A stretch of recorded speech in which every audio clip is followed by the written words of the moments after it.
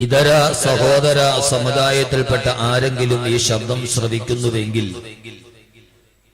അവർക്ക് എന്റെ ഇസ്ലാമിക തത്വാധിഷ്ഠിത അഭിവാദനങ്ങൾ. പരമകാരുണികനും പരമദയാലുവും പരമാധിപതിയും പരമാധികാരിയും പരമാധിനാഥനുമായ അല്ലാഹു സുബ്ഹാനഹു വ തആല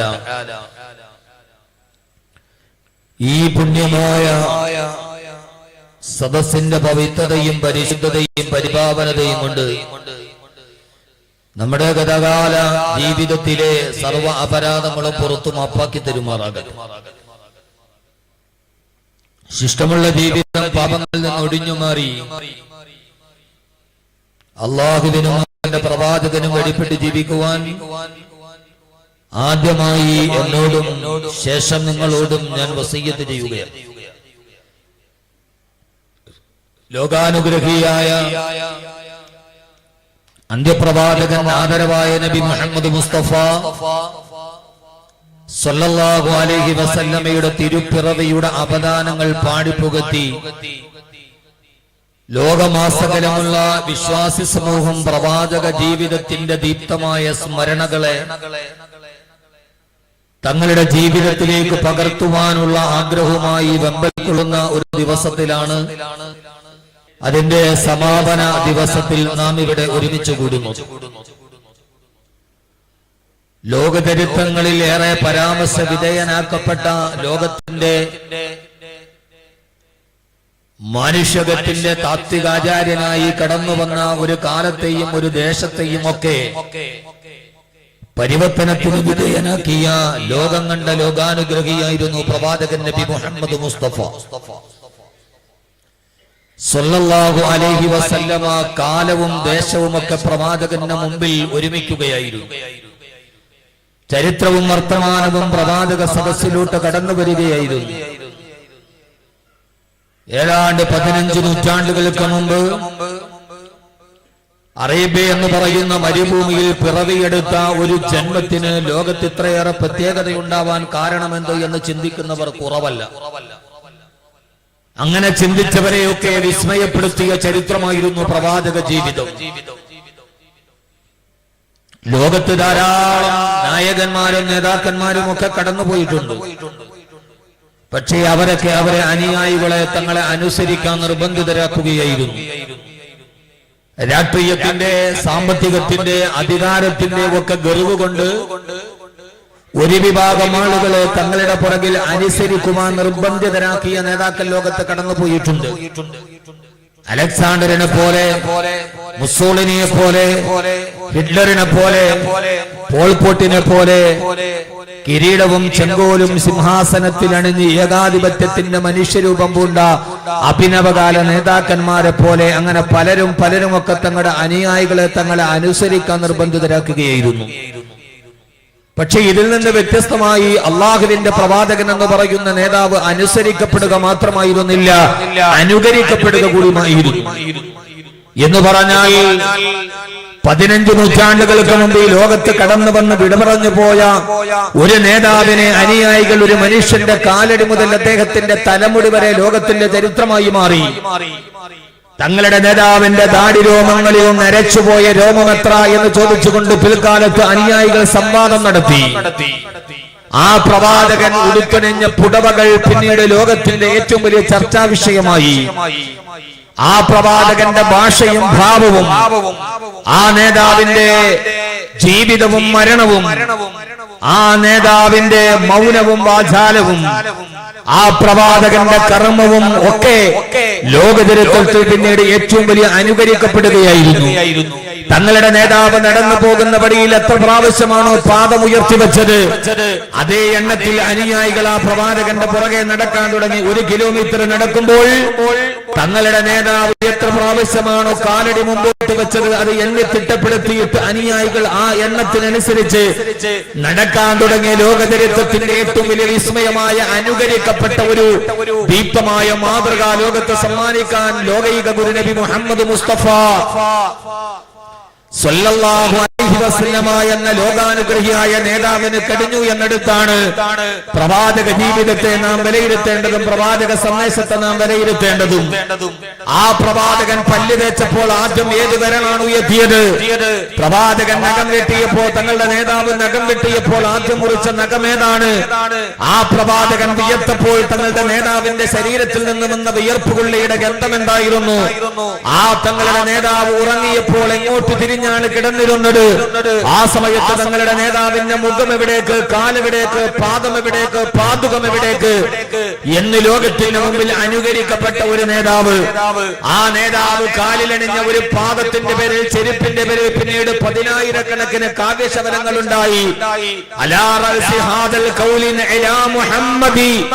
എന്ന് ലോകത്ത് ദിവ്യമായ ദീപ്തമായ തങ്ങളുടെ നേതാവിന്റെ കാലിൽ കടന്ന ചെരുപ്പിനെ കുറിച്ച് 1000-കണക്കിന് കവിതകൾ എഴുതിയ ഒരു അനുകരിക്കപ്പെട്ട നേതാവുണ്ടെങ്കിൽ ആ നേതാവായിരുന്നു ലോകാനുഗ്രഹിയായ പ്രവാചകൻ നബി മുഹമ്മദ് മുസ്തഫ സല്ലല്ലാഹു അലൈഹി വസല്ലമ. എന്റെ ജീവിതവും എന്റെ മരണവും നിങ്ങൾക്ക് ഗുണപാഠമാണ് എന്ന് ലോകത്തോട് പറഞ്ഞു പോയ ആ പ്രവാചകൻ സല്ലല്ലാഹു അലൈഹി വസല്ലമയെ നാം തിരിച്ചറിയുമ്പോ അനുയായികൾ അവിടേക്ക് കൊടുത്ത ഏറ്റവും വലിയ വിശിഷ്ടമായ നാമം, അവരാണ് വിളിച്ചിരുന്നത് അപരനാമത്തിലായിരുന്നില്ല. അവർ പ്രവാചകനെ സംബോധന ചെയ്തിരുന്നത് റൂഹി ഫിദാക യാ റസൂലല്ലാഹ്. അനുയായികളായ സഹാബത്തുകൾ അല്ലാഹുവിന്റെ പ്രവാചകനെ വിളിച്ച ഒരു സംബോധന രീതി ചരിത്രത്തിൽ എവിടെയും കാണാം. മസ്ജിദുൻ നബവിയുടെ മുമ്പിൽ ഇരിക്കുന്ന തങ്ങളുടെ നേതാവിനെ കാണാൻ വരുമ്പോ, പ്രവാചകൻ എന്ന് പറയുന്ന തങ്ങളുടെ നേതാവിന്റെ മുഖം കാണുമ്പോ അവരെ വിളിച്ചത് പ്രിയപ്പെട്ട നേതാവേ എന്നായിരുന്നില്ല, പ്രിയപ്പെട്ട മുഹമ്മദേ എന്നായിരുന്നില്ല. അദ്ദേഹത്തിന്റെ കളിക്കൂട്ടുകാര് പോലും അദ്ദേഹത്തെ വിളിച്ചത് കൂട്ടുകാരാ, സഹപാഠി എന്നായിരുന്നില്ല. ആ ദിവ്യപ്രകാശപൂരിതമായ പ്രദീപ്തമായ മുഖകമലത്തിന്റെ സൗന്ദര്യം കണ്ടപ്പോ അവര് വിളിച്ച ഒരു വിളിയുണ്ടായിരുന്നു, റൂഹി ഫിദാക യാ റസൂലല്ലാഹ്. ഞങ്ങളുടെ ആത്മാവ് അങ്ങേക്ക് വേണ്ടി സമർപ്പിക്കുന്ന നബിയെ, നഫ്സി ഫിദാക യാ റസൂലല്ലാഹ്. ഞങ്ങളുടെ ജീവിതം അങ്ങയുടെ മേൽ സമർപ്പണമാണ് നബിയെ. ഫിദാക അബീ വ ഉമ്മി യാ റസൂലല്ലാഹ്. ഞങ്ങളുടെ മാതാവും പിതാവും അങ്ങേക്ക് ദണ്ഡനം നബിയെ. അങ്ങ് കഴിഞ്ഞിട്ടേ ഞങ്ങൾക്ക് ഉപ്പയുള്ളൂ, അങ്ങ് കഴിഞ്ഞേ ഞങ്ങൾക്ക് ഞങ്ങളുടെ ഉമ്മയുള്ളൂ, അങ്ങ് കഴിഞ്ഞേ ഞങ്ങൾക്ക് ഞങ്ങളുടെ മക്കളുള്ളൂ. കാരണം ലോകത്തിന്റെ സ്നേഹത്തിന്റെ ഏറ്റവും വലിയ അവാച്യമായ പരിപ്രോക്തമായ പരിഭാഷയെ അല്ലാഹുവിന്റെ പ്രവാചകൻ പറഞ്ഞു കൊടുത്തത് അങ്ങനെയായിരുന്നുവല്ലോ. നിങ്ങൾ എന്നെ സ്നേഹിക്കുന്നുവെങ്കിൽ അത് വൃഥാ ഒരു ആതര വ്യായാമത്തിന്റെ സ്നേഹമല്ല. നിങ്ങൾ എന്നെ സ്നേഹിക്കുന്നുവെങ്കിൽ അതൊരു മുദ്രാവാക്യത്തിന്റെ പ്രകമ്പന ഘോഷണങ്ങളല്ല. നിങ്ങൾ എങ്ങനെ സ്നേഹിക്കുന്നുവെങ്കിൽ അത് നിങ്ങൾ എന്റെ ചിത്രങ്ങൾ ചുവരിൽ വരച്ചു വെച്ചിട്ടല്ല. നിങ്ങൾ എന്നെ സ്നേഹിക്കുന്നുവെങ്കിൽ അത് കൊടിയുടെ മുകളിൽ എന്റെ മുഖത്ത് നിങ്ങൾ ഉല്ലേഖനം ചെയ്തിട്ടില്ല. നിങ്ങൾക്ക് എന്നെ സ്നേഹിക്കണമെന്ന് ആഗ്രഹമുണ്ടെങ്കിൽ ആ സ്നേഹമെത്തേണ്ട സവിധമേതെന്ന് ലോകത്തോട് പറഞ്ഞു കൊടുത്തപ്പോ പ്രണയത്തിന് ഇത്രയേറെ അഗാധമായ അവാച്യമായ അനുഭൂതിയുടെ തലങ്ങളുണ്ടെന്ന് പഠിപ്പിച്ചു കൊടുക്കാൻ അല്ലാഹുവിന്റെ പ്രവാചകന് സ്നേഹത്തിന് കൊടുത്ത ഒരു മാനദണ്ഡമുണ്ട്. ലാ യുമിനു അഹദുകും ഹത്താ അകൂന അഹബ്ബ ഇലൈഹി മിൻ വാലിദിഹി വ വലദിഹി വന്നാസി അജ്മഈൻ. നിങ്ങളിൽ ആരും പരിപൂർണ സത്യവിശ്വാസിയാവുകയില്ല. നിങ്ങളുടെ ആദർശ പ്രബന്ധിതമായ വിശ്വാസം പൂർത്തീകരിക്കപ്പെടണമെങ്കിൽ നിങ്ങളുടെ മനസ്സിലൊരു പ്രണയമുണ്ടാകണം. ആ പ്രണയം ഏതെന്നറിയുമോ? എനിക്കും ഒരു പ്രണയമുണ്ട്, എനിക്കും ഒരു കാമുകയുണ്ട്.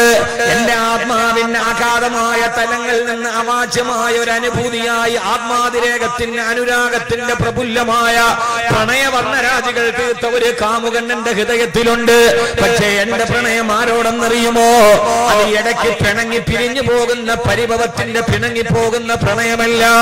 ശരീരത്തിൽ നിന്ന് റൂഹ് പിട പറഞ്ഞു പോയാൽ മരണത്തോടെ പിരിഞ്ഞു പോകുന്ന കാമുകനല്ല. എന്റെ പ്രണയം ആരോടെന്നറിയുമോ? അതെന്റെ ജീവിതത്തിലും എന്റെ ഖബറിലും എന്റെ മീസാനിലും എന്റെ സിറാത്തിലും എന്റെ സ്വർഗത്തിലും എന്റെ എല്ലാ ഘട്ടങ്ങളിലും എന്നോട് ചേർന്നിരുന്ന എന്റെ ഒരു കാമുകയുണ്ട്. ആ കാമുകയുടെ പേരാണ് ഹുബ്ബുൻ നബി മുസ്തഫ ആ പ്രണയത്തിന്റെ പേരാണ് ഇഷ്കേ റസൂലില്ലാഹ്. ഞാനിതേവരെ കണ്ടിട്ടില്ലാത്ത, ഇതുവരെ എനിക്ക് കാണാൻ കഴിഞ്ഞിട്ടില്ലാത്ത, എന്നാൽ ചുവപ്പ് കലർന്ന വെളുപ്പ് നിറമുണ്ടെന്ന് ലോകത്തോട് പറഞ്ഞു കൊടുത്ത, സുറുമയിട്ടില്ലെങ്കിൽ പോലും ഇട്ടതുപോലെ തോന്നുമെന്ന് അബൂ ഹുറൈറ റളിയല്ലാഹു തആല അൻഹു പറഞ്ഞ ലോകത്തിന്റെ സൗന്ദര്യത്തിന്റെ പ്രതീകമായ പ്രഫുല്ലമായ മാതൃകയായി മാറിയ എന്റെ പ്രിയപ്പെട്ട മുത്തേ, എന്റെ പ്രിയപ്പെട്ട ഹബീബേ, പച്ചക്കുപ്പയുടെ താഴെ ഏറ്റവും വലിയ സാന്നിധ്യമായി മനസ്സിൽ അനുരാഗ വിലോകനത്തിന്റെ രാഗപല്ലവികൾ തീർത്ത പ്രിയപ്പെട്ട മഅ്ശൂഖേ, എന്റെ പ്രിയപ്പെട്ട മെഹബൂബേ മുഹമ്മദ് മുസ്തഫ സല്ലല്ലാഹു അലൈഹി വസല്ലമ. അല്ലാഹുവിന്റെ പ്രവാചകൻ ഒരു ദിവസം ചുവപ്പ് വസ്ത്രം ധരിച്ച്, ചുവപ്പ് കമീസും ചുവപ്പ് തലപ്പാവും ചുവപ്പ് തൊപ്പിയും ധരിച്ച് അല്ലാഹുവിന്റെ പ്രവാചകൻ ചുവപ്പിൽ കുളിച്ച് കടന്നു വന്നവത്രേ. ആ സമയത്ത് ചുവപ്പ് കുപ്പായവും ധരിച്ച് ചുമന്ന തലപ്പാവും ധരിച്ച് പൂർണ്ണമായ ചുവപ്പ് നിറത്തിൽ അല്ലാഹുവിന്റെ റസൂല് കടന്നു വന്നപ്പോ അനുയായികൾ ചോദിച്ചു, യാ റസൂലല്ലാഹ്, അങ്ങ് ഏറ്റവും നല്ലതല്ലാതെ ചെയ്യില്ലല്ലോ നബിയെ. അങ്ങല്ലേ പറഞ്ഞത് ഏറ്റവും ഉത്തമമായതല്ലേ അങ്ങ് ലോകത്തോട് പറയാറുള്ളൂ. അങ്ങല്ലേ പറഞ്ഞത് ഏറ്റവും ഉത്തമമായ വസ്ത്രം വെള്ളതയാണെന്ന്, ഏറ്റവും ഉത്തമം വെള്ളയാണെന്ന് പഠിപ്പിച്ചിട്ട് എന്തിനാണ് ഇന്ന് ചുവന്ന വസ്ത്രം ധരിച്ചിട്ട് വന്നത്? അപ്പോഴാണ് സഹാബത്തിന്റെ അടുത്തിരുന്ന അല്ലാഹുവിന്റെ റസൂലിന്റെ അടുക്കലിരുന്ന സഹാബി പറഞ്ഞത്, പ്രിയപ്പെട്ട സ്വഹാബാ, അല്ലാഹുവിന്റെ റസൂല് വെളുപ്പ് വസ്ത്രമല്ലാതെ ധരിച്ചിട്ടില്ല. പ്രവാചകൻ ധരിച്ചത് വെളുത്ത വസ്ത്രമാണ്.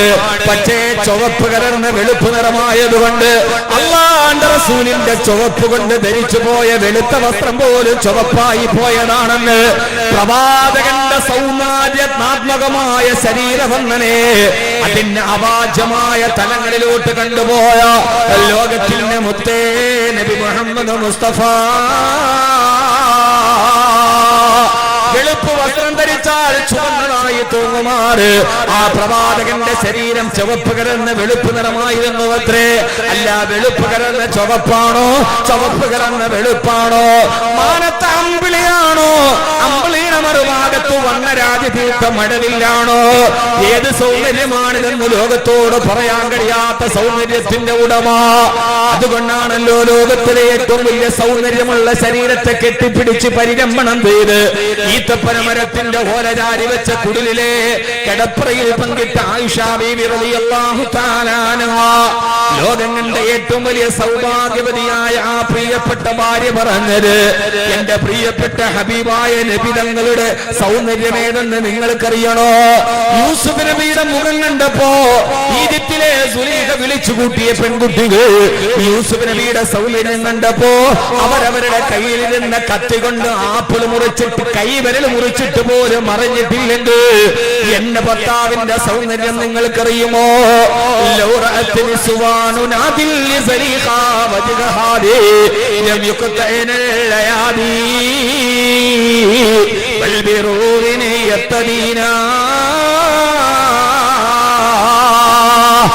ഈജിപ്തിലെ സലീഖ വിളിച്ചു കൂട്ടിയ പെൺകുട്ടികൾ യൂസുഫ് നബിയുടെ മുഖം കണ്ടപ്പോ, യൂസുഫ് നബിയെ മുഴുവൻ കണ്ടപ്പോ ഇതൊരു മനുഷ്യനല്ല മലക്കാണെന്നവരെ വിളിച്ചു പറഞ്ഞു കേട്ടിട്ട് മഹാദാ ബശറാ, ഇത് മനുഷ്യനല്ല മലക്കാന്ന് പറഞ്ഞ് വിളിച്ചു പറഞ്ഞ് കയ്യിലിരിക്കുന്ന ആപ്പിൾ മുറിക്കുന്ന കത്തി കൊണ്ട് കൈവിരൽ മുറിച്ചിട്ട് പോലും അവർ അറിഞ്ഞില്ലെങ്കിൽ അവരെന്റെ പ്രിയപ്പെട്ട ഭർത്താവിനെ മുഴുവനായും കാണണ്ട, അല്ലാഹുവിന്റെ റസൂലിന്റെ ശരീരം കാണണ്ട, എന്റെ പ്രിയപ്പെട്ട ഭർത്താവിന്റെ മുഖം കാണണ്ട, എന്റെ പ്രിയപ്പെട്ട ഭർത്താവിന്റെ നെറ്റിത്തടത്തിന്റെ സൗന്ദര്യമെങ്ങാനും ഈജിപ്തിലെ പെണ്ണുങ്ങൾ കണ്ടിരുന്നുവെങ്കിൽ, മിസ്രിലെ പെണ്ണുങ്ങൾ കണ്ടിരുന്നുവെങ്കിൽ അവര് കൈകളെല്ലാം മുറിക്കുക, ഹൃദയസ്തംഭനം വന്നവരും മരിച്ചു പോകുമായിരുന്നെന്ന് അവിടുത്തെ പ്രിയപ്പെട്ട പത്നി ആയിഷ റളിയല്ലാഹു തആല അടിവരയിട്ട് പറഞ്ഞ ആ മുഖകമലത്തിന്റെ പ്രദീപ്തമായ ചന്ദ്രഒളി മുഴങ്ങി നിന്ന സൗന്ദര്യമുണ്ടല്ലോ, ആ സൗന്ദര്യത്തോടുള്ള പ്രണയത്തെ പ്രവാചകൻ അടിവരയിട്ട് പറഞ്ഞതിങ്ങനെയാണ്, ലാ യുമിനു അഹദുക്കും ഹത്താ അകൂന അഹബ്ബ ഇലൈഹി, നിങ്ങൾ എന്റെ സൗന്ദര്യം കണ്ട് എന്നെ സ്നേഹിക്കണ്ട, നിങ്ങൾ എന്റെ വ്യക്തിത്വം കണ്ട് എന്നെ സ്നേഹിക്കുക. എങ്ങനെയാണ് നിങ്ങൾ സ്നേഹിക്കേണ്ടത്?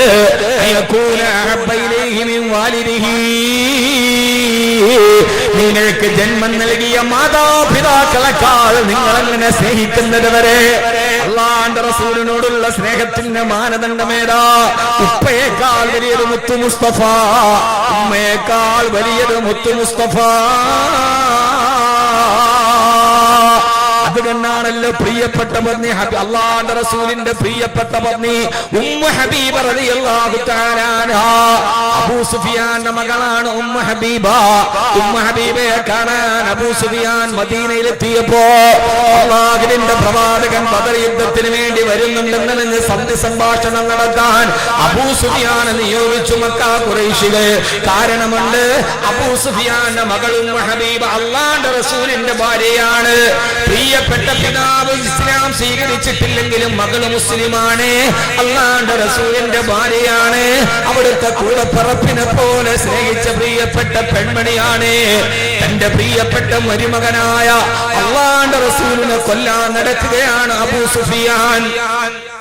സന്ധി സംഭാഷണത്തിന് വേണ്ടി അബൂ സുഫിയാൻ മക്കയിലേക്ക് മദീനയിലേക്ക് വന്നപ്പോ ഹബീബായ നബി തങ്ങൾ മദീനയിലേക്ക് യാത്രയായി കഴിഞ്ഞിരുന്നു.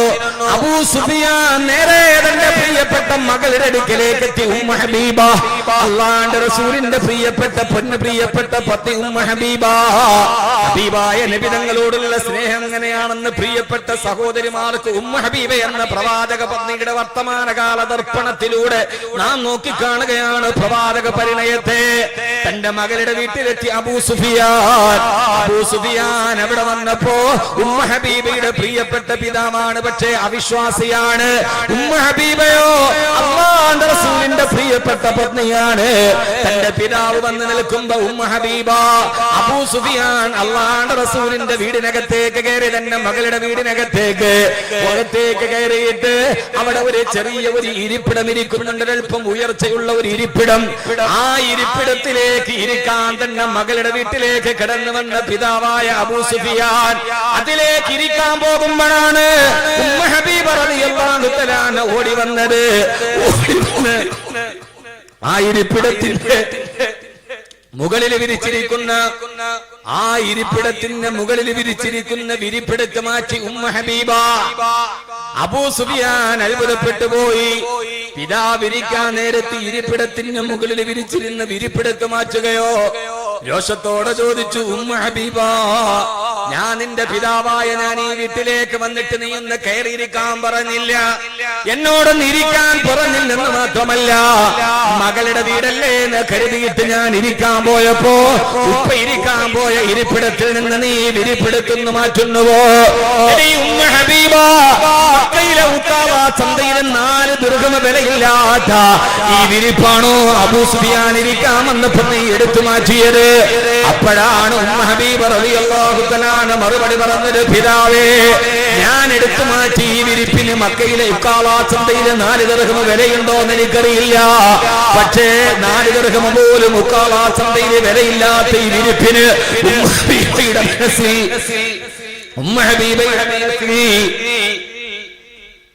ഉമ്മു ഹബീബയുടെ മനസ്സിൽ ഇതിനേക്കാൾ വിലപിടിപ്പുള്ള ഒരു വിരിപ്പ് വേറെയില്ല.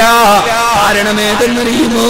ഈ വിരിപ്പിലാണ് എന്റെ ഹബീബ് ഇരിക്കുന്നത്, ഇവിടെയാണ് എന്റെ ഭർത്താവ് ഇരിക്കുന്നത്. മകാനലക അൻ തജ്ലിസ അലാ ഫിറാശി റസൂലില്ലാഹ്. എന്റെ ഹബീബായ നബി തങ്ങൾ ഇരിക്കുന്ന വിരിപ്പിലിരിക്കാൻ എന്റെ ഉപ്പയാണെങ്കിൽ പോലും നിങ്ങൾക്ക് ഇതിലിരിക്കാനുള്ള അർഹതയില്ലെന്ന് പറഞ്ഞ് തന്റെ പ്രിയപ്പെട്ട ഭർത്താവിരിക്കുന്ന വിരിപ്പിന് പിതാവിനെ വിരിച്ചു കൊടുക്കാതെ മാറ്റി നിർത്തിയ പ്രവാചക പത്നിയായ ഉമ്മു ഹബീബ റളിയല്ലാഹു തആല സമ്മാനിച്ച പ്രഫുല്ലമായ പ്രണയമാണ്. ലാ യുഅ്മിനു അഹദുക്കും ഹത്താ അകൂന അഹബ്ബ ഇലൈഹി മിൻ വാലിദിഹി. സ്വന്തം മാതാപിതാക്കളെക്കാൾ അല്ലാഹുവിന്റെ റസൂൽ ഇഷ്ടക്കാരനാവുക, ഹൃദയത്തിന്റെ പ്രണയം മുത്തു മുസ്തഫയോടാവുക, ഹൃദയത്തിന്റെ അനുരാഗം അല്ലാഹുവിന്റെ റസൂലിനോടാവുക. പ്രവാചകൻ എന്ന് പറയുന്ന ലോകചരിത്രത്തിന്റെ വിസ്മയത്തിന്റെ നന്മയുടെ കവാടത്തിലോട്ട് കടന്നു ചെല്ലുക. അല്ലാഹുവേ അല്ലാഹുവേ, അനുരാഗവും പ്രണയവും നീ ഞങ്ങൾക്ക് നൽകണയല്ല. ആ പ്രഭാപൂരിതമായ പ്രണയത്തിന്റെ പ്രഭാവല്ലരികൾ ഞങ്ങളുടെ ഹൃദയത്തിലേക്ക് നൽകണയല്ല. ഇവിടെയാണ് നമ്മുടെ വിഷയത്തിന്റെ കാതലായ ഭാഗം. എന്താണ് പ്രണയം എന്ന് പറഞ്ഞാൽ? എന്താണ് അല്ലാഹുവിന്റെ റസൂലിനോടുള്ള സ്നേഹമെന്ന് പറഞ്ഞാൽ? ആ സ്നേഹം പ്രകടിപ്പിക്കേണ്ട മാർഗങ്ങളേടാ. ഇന്ന് നമ്മുടെയൊക്കെ നാട്ടിൻപുറങ്ങളിൽ കഴിയുന്നത് പോലെ ലോകത്തുള്ള ഏതൊക്കെയോ സംസ്കാരത്തെ കടമെടുത്തിട്ട് മറ്റൊരു വിഭാഗത്തിന്റെ ആഘോഷത്തിന് ബദല് നൽകാൻ പാശ്ചാത്യ സംഗീതത്തിന്റെ അകമ്പടിയോടുകൂടി കാതുകളെ പ്രകമ്പനം കൊള്ളിച്ച് പ്രവാചകൻ ഏത് നിരോധിച്ചുവോ ആ നിരോധനത്തെ വർത്തമാനകാലത്ത് അനുവദനീയമാക്കി മാറ്റുന്ന ഈ ചുബിത യുവനത്തിന്റെ ആറാട്ട് നാടകങ്ങളല്ല, ഈ ആടിക്കളിക്കുന്ന ഈ വെസ്റ്റേൺ മ്യൂസിക്കിന്റെ പശ്ചാത്തല സംഗീതത്തിൽ ആടിക്കളിക്കുന്ന ഈ ഡാൻസുകളെ കവച്ചു നിൽക്കുന്ന പാദപതന ശബ്ദങ്ങളല്ല.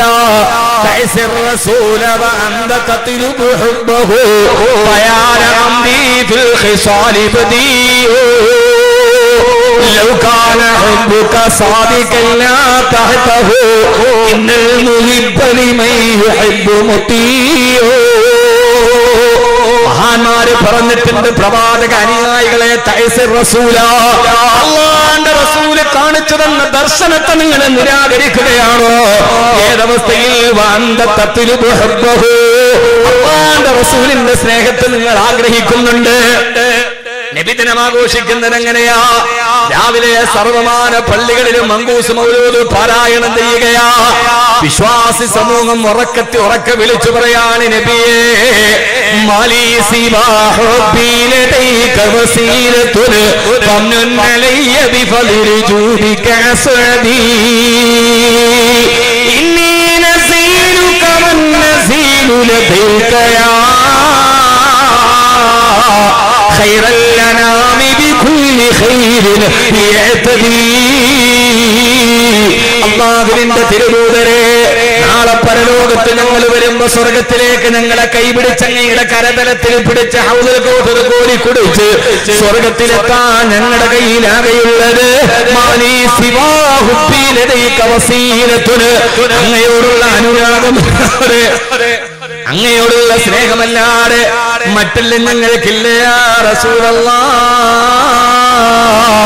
എന്ന് നമ്മൾ വിളിച്ചു പറയുകയും അത് കഴിഞ്ഞാൽ അല്ലാഹുവിന്റെ റസൂൽ ഏതാണോ നിരോധിച്ചത് ആ നിരോധിച്ചതിനെ ബ്രേക്ക് ഡാൻസുകളെ പോലും തോൽപ്പിക്കുന്ന രീതിയിൽ പാശ്ചാത്യ സംഗീതവുമായി കടന്നു പോകുമ്പോ, ഇന്നലെ ഞാൻ കൊല്ലം കർബല മൈതാനിയിൽ നടന്ന നബിദിന സമ്മേളനത്തിൽ മുഖ്യപ്രഭാഷണം നടത്താൻ പോവുകയാണ്. കൊട്ടിയം എത്തിയപ്പോൾ എന്റെ വാഹനത്തിന് മുമ്പിലൂടെ നല്ല തലപ്പാവ് ധരിച്ച്, നല്ല തൊപ്പി ധരിച്ച്, നല്ല വെള്ള വസ്ത്രം ധരിച്ച്, പച്ച റിബൺ കൈകളിൽ കെട്ടി ഒരു വലിയ മിനി വാനിൽ നടന്നു പോകുന്നുണ്ട് ഒരു ദഫ് കളി സംഘം. പാട്ടേതെന്നറിയോ? ഷാറൂഖ് ഖാന്റെ പാട്ടാ, തുമ്മജാലയാണ് പാട്ട്. ആടുന്നത് അല്ലാഹുവിന്റെ റസൂലിന്റെ ഹുബ്ബാണ്. വിവരം കെട്ട സമുദായമേ, നന്ദി കെട്ടുപോയ സമുദായമേ, അല്ലാഹുവിന്റെ റസൂലിന്റെ പക്കൽ നിന്ന് എന്ത് പ്രതീക്ഷിച്ചിട്ടാണ് നിങ്ങൾ ഇത് ചെയ്യുന്നത്? ശഫാഅത്ത് പ്രതീക്ഷിച്ചിട്ടോ? പ്രവാചകന്റെ ശാപമാണ് നിങ്ങൾ പ്രതീക്ഷിക്കേണ്ടത്. നിങ്ങൾ പറയുന്നതും പ്രവർത്തിക്കുന്നതും തമ്മിൽ എത്രയോ വിദൂരത്താണ് നിൽക്കുന്നത്.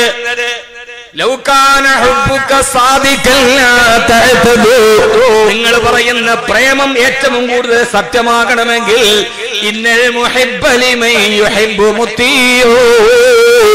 സ്നേഹിക്കുന്നവൻ സ്നേഹിക്കപ്പെടുന്നവൻ, സ്നേഹിക്കുന്ന ആൾ ആരെയാണോ സ്നേഹിക്കുന്നത് അദ്ദേഹത്തെ അനുകരിക്കാനല്ലേ ജീവിതത്തിൽ ശ്രമിക്കുക. ഏറ്റവും വലിയ സ്നേഹം എന്ന് പറഞ്ഞാൽ അനുകരണമാണ്. ഇന്നൽ മുഹിബ്ബ ലിമൻ യുഹിബ്ബു മുത്തീഉ എന്ന് പറഞ്ഞാൽ ഇന്നൽ മുഹിബ്ബ, ആരെയാണോ നിങ്ങൾ സ്നേഹിക്കുന്നത് ആ സ്നേഹിക്കുന്നവനോട് നിങ്ങൾ ജീവിതത്തിൽ അയാൾ ചെയ്യും പോലെ നിങ്ങൾ ചെയ്യും. അദ്ദേഹം എന്താണോ ചെയ്തത് അതേ നിങ്ങൾ ചെയ്യൂ. അതാണ് മജ്നൂന് ലൈലയോടുള്ള പ്രേമം, ബദർ മുനീറിന് ഹുസ്നുൽ ജമാലിനോടുള്ള പ്രേമം. പട്ടാപ്പകൈ ചുട്ടുപടുത്ത് കിടക്കുന്ന ബഗ്ദാദ് നഗരത്തിലെ കരിങ്കല്ലുകൾ, ചുട്ടുപടുത്ത് കിടക്കുന്ന കരിങ്കല്ല് ഒരു ചെറുപ്പക്കാരൻ ചുണ്ട് ചേർത്ത് വെച്ച് മുത്തം കൊടുക്കാൻ ആളുകൾ ചോദിച്ചു, നിനക്ക് ഭ്രാന്താണോ? നട്ടുച്ച നേരത്ത് ചുട്ടുപെടുത്ത് കിടക്കുന്ന കരിങ്കൽ ഭിത്തികളിൽ ബഗ്ദാദ് നഗരത്തിൽ ചുട്ടുപെടുത്ത് കിടക്കുന്ന കരിമ്പാറക്കെട്ടിൽ അനുരാഗത്തിന്റെ ഒരു തീവ്രമായ അനുരാഗമുണ്ട്. അതാണ് ഇന്നൽ മുഹിബ്ബ ലിമൻ യുഹിബ്ബു മുത്തിഉ. പ്രേമിക്കുന്നവൻ ആരെയാണോ പ്രേമിക്കുന്നത് അദ്ദേഹത്തെ ജീവിതത്തിൽ അനുകരിക്കാൻ ശ്രമിക്കും. അതുകൊണ്ട് നാം അനുകരിക്കണം പ്രവാചകരെ. നാം അനുരാഗത്തിനപ്പുറം അനുകരണമുണ്ട്. ആ അനുകരിക്കണം നമ്മൾ. ആരെ? നമ്മുടെ ജീവിതത്തിന്റെ നിഖില മേഖലകളിലും അനുകരിക്കാൻ നമുക്ക് മാതൃക തന്ന നമ്മുടെ പ്രിയപ്പെട്ട പ്രവാചകനെ. ഏത് രീതിയിലാണ് നമുക്ക് അനുകരിക്കാൻ പറ്റാത്തത്?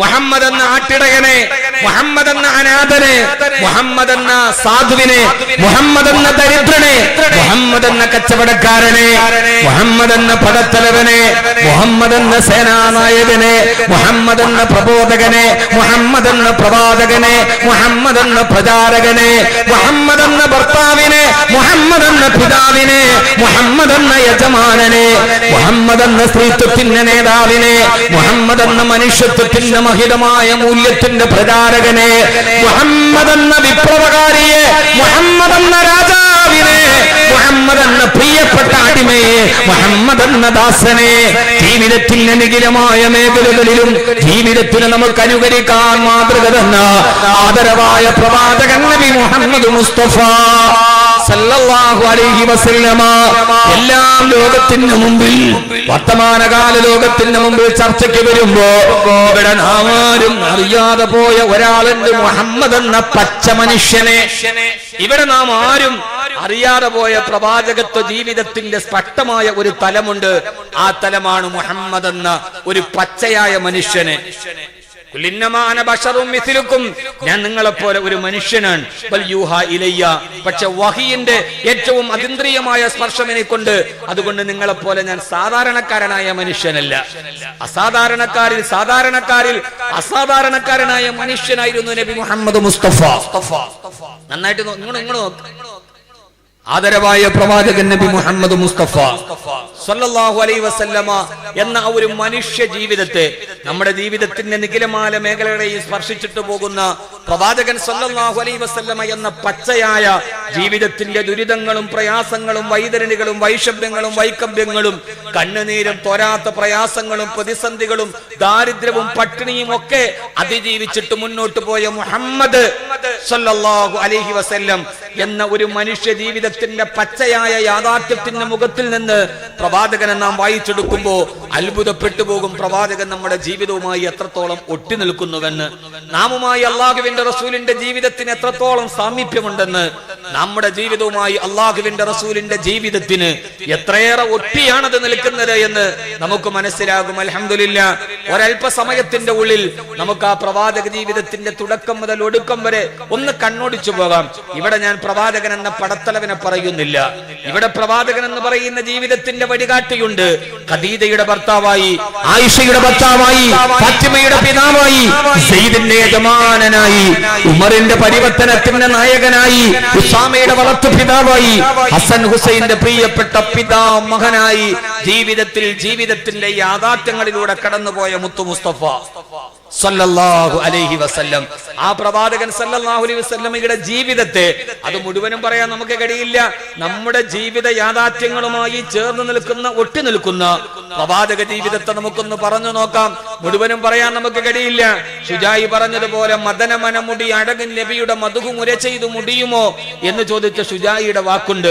ശുജായി മൊയ്തു മുസ്ലിയാരാണ് ചോദിച്ചത്, മദന മനമുടി അഴകും നബിയുടെ മധുഹു മുര ചെയ്തു മുടിയുമോ? ആർക്കാണ് പ്രവാചകനെ കുറിച്ച് ഇങ്ങനെ പറഞ്ഞു തീർക്കാൻ കഴിയുക? ഏത് നാവിനാണ് കഴിയുക? ഏത് തൂലികക്കാണ് കഴിയുക? കഴിയില്ല സഹോദരങ്ങളെ. പക്ഷേ നമുക്ക് അറിയാൻ പറ്റുന്ന ഒരു പ്രവാചകനുണ്ട്, നബി മുഹമ്മദ് മുസ്തഫ സല്ലല്ലാഹു അലൈഹി വസല്ലം. പ്രവാചക ജീവിതത്തിലേക്ക് നമ്മൾ ഒരു തിരനോട്ട് നടത്തിയാൽ ജനിച്ചപ്പോൾ തന്നെ പിതാവിനെ നഷ്ടപ്പെട്ട അനാഥനായി. പിതാവില്ലാതെ ജനിച്ച മകന് പിന്നെ ആശ്വാസവും ആലംബവും മാതാവായിരുന്നു.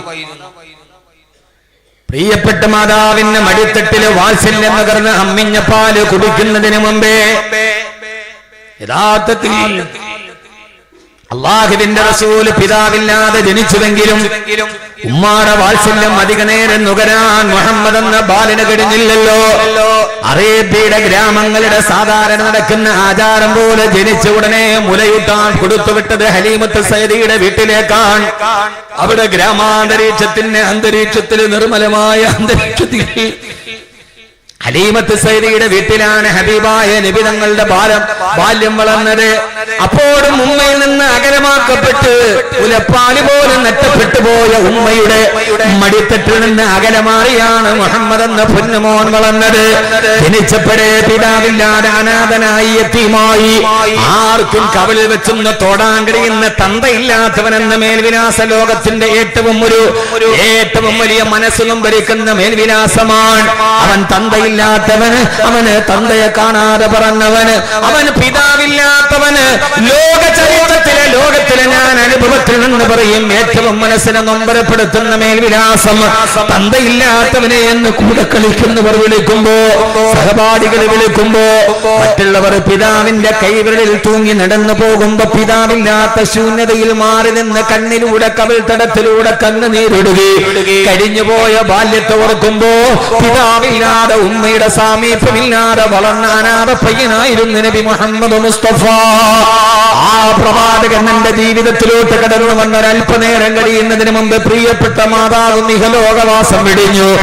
വാപ്പയില്ലാതെ ഉമ്മയില്ലാതെ അറേബ്യയുടെ ചുട്ടുമെടുത്ത മണരാരുണ്യത്തിലൂടെ കോത്തക്കുറുമ്പിന്റെയും ക്ഷിപ്രകോപത്തിന്റെയും വക്താക്കളായ കാരുണ്യമില്ലാത്ത ഒരു ജനതയുടെ മുമ്പ് തങ്ങളെ അങ്ങോട്ടും ഇങ്ങോട്ടും കഴുത്തുവെട്ടി ജീവിച്ചിരുന്ന മനുഷ്യത്വം മരവിച്ചു പോയ ഒരു ജനത എങ്ങനെയാണ് ഒരു അനാഥ ബാലനോട് സൗമനസ്യം കാണിക്കുക? എങ്ങനെയാണ് ഒരു അനാഥനോട് ഒരു സ്നേഹം കാണിക്കുക? അവസാനം പിതൃജനായ അബ്ദുൽ മുത്തലിബിന്റെ വീട്ടിൽ അനാഥനായി യതീമായി വളരവേ പ്രിയപ്പെട്ട ഉപ്പാപ്പയും ലോകത്തോട് വിട പറഞ്ഞ് അവസാനം ബാല്യത്തിലെ കൗമാരത്തിന്റെ കളിപ്രായത്തിൽ അബൂതാലിബിന്റെ വീട്ടിൽ പോകുമ്പോ ഒരു നേരത്തെ ഭക്ഷണത്തിന് വേണ്ടി ശോഭയെ അബൂതാലിബിന്റെ മലഞ്ചെരുവുകളിൽ ആടിനെ മേച്ചു നടന്ന അള്ളാന്റെ റസൂലിന് നിങ്ങൾക്കറിയുമോ? ഇവിടെയാണ് പ്രവാചക ജീവിതത്തിന്റെ പച്ചയായ യാഥാർത്ഥ്യങ്ങൾ ഞാൻ നിങ്ങളോട് പറയുന്നത്. ഇന്നും നമ്മുടെ ഓയൂരിലെ ഹോട്ടലുകളിൽ പോയാൽ, ആയൂരോ കൊല്ലത്തോ തിരുവനന്തപുരത്തോ ഉള്ള ഹോട്ടലുകളിൽ പോയാൽ ഒരു നേരത്തെ ഭക്ഷണത്തിന് വേണ്ടി ഉപ്പിത്തത്തിന്റെ ഭക്ഷണപാത്രം കെടുക്കുന്ന എത്രയോ തമിഴ്നാട്ടുകാരായ ബാലന്മാർ, എത്രയോ ബംഗാളികളായ കൊച്ചുകുട്ടികൾ ഈ ആഡിറ്റോറിയത്തിന്റെ മുകളിലും കനത്ത ചൂടിനെ വകവെക്കാതെ അകലെ കിടക്കുന്ന ഗ്രാമത്തിൽ കിടക്കുന്ന മാതാപിതാക്കൾക്ക് ഒരു നേരത്തെ അന്നത്തിന് വേണ്ടി വരുന്ന ബംഗാളി കുട്ടികളെ നിങ്ങൾ കണ്ടിട്ടില്ലയോ? അവരോട് ചേർത്ത് പറയാൻ കഴിയണം, വാപ്പയില്ലാതെ ഉമ്മയില്ലാതെ ജീവിതത്തിന്റെ അനാഥത്വത്തിലൂടെ ജനിച്ചുപോയി അവസാനം ഒരു നേരത്തെ ഭക്ഷണത്തിന് വേണ്ടി ശോഭയെ അബൂതാലിബിന്റെ മലഞ്ചെരുവുകളിൽ ആടിനെ മേക്കാൻ വേണ്ടി പോയ ഇടയബാലനെ ആദരവായ പ്രവാചകൻ നബി മുഹമ്മദ് മുസ്തഫ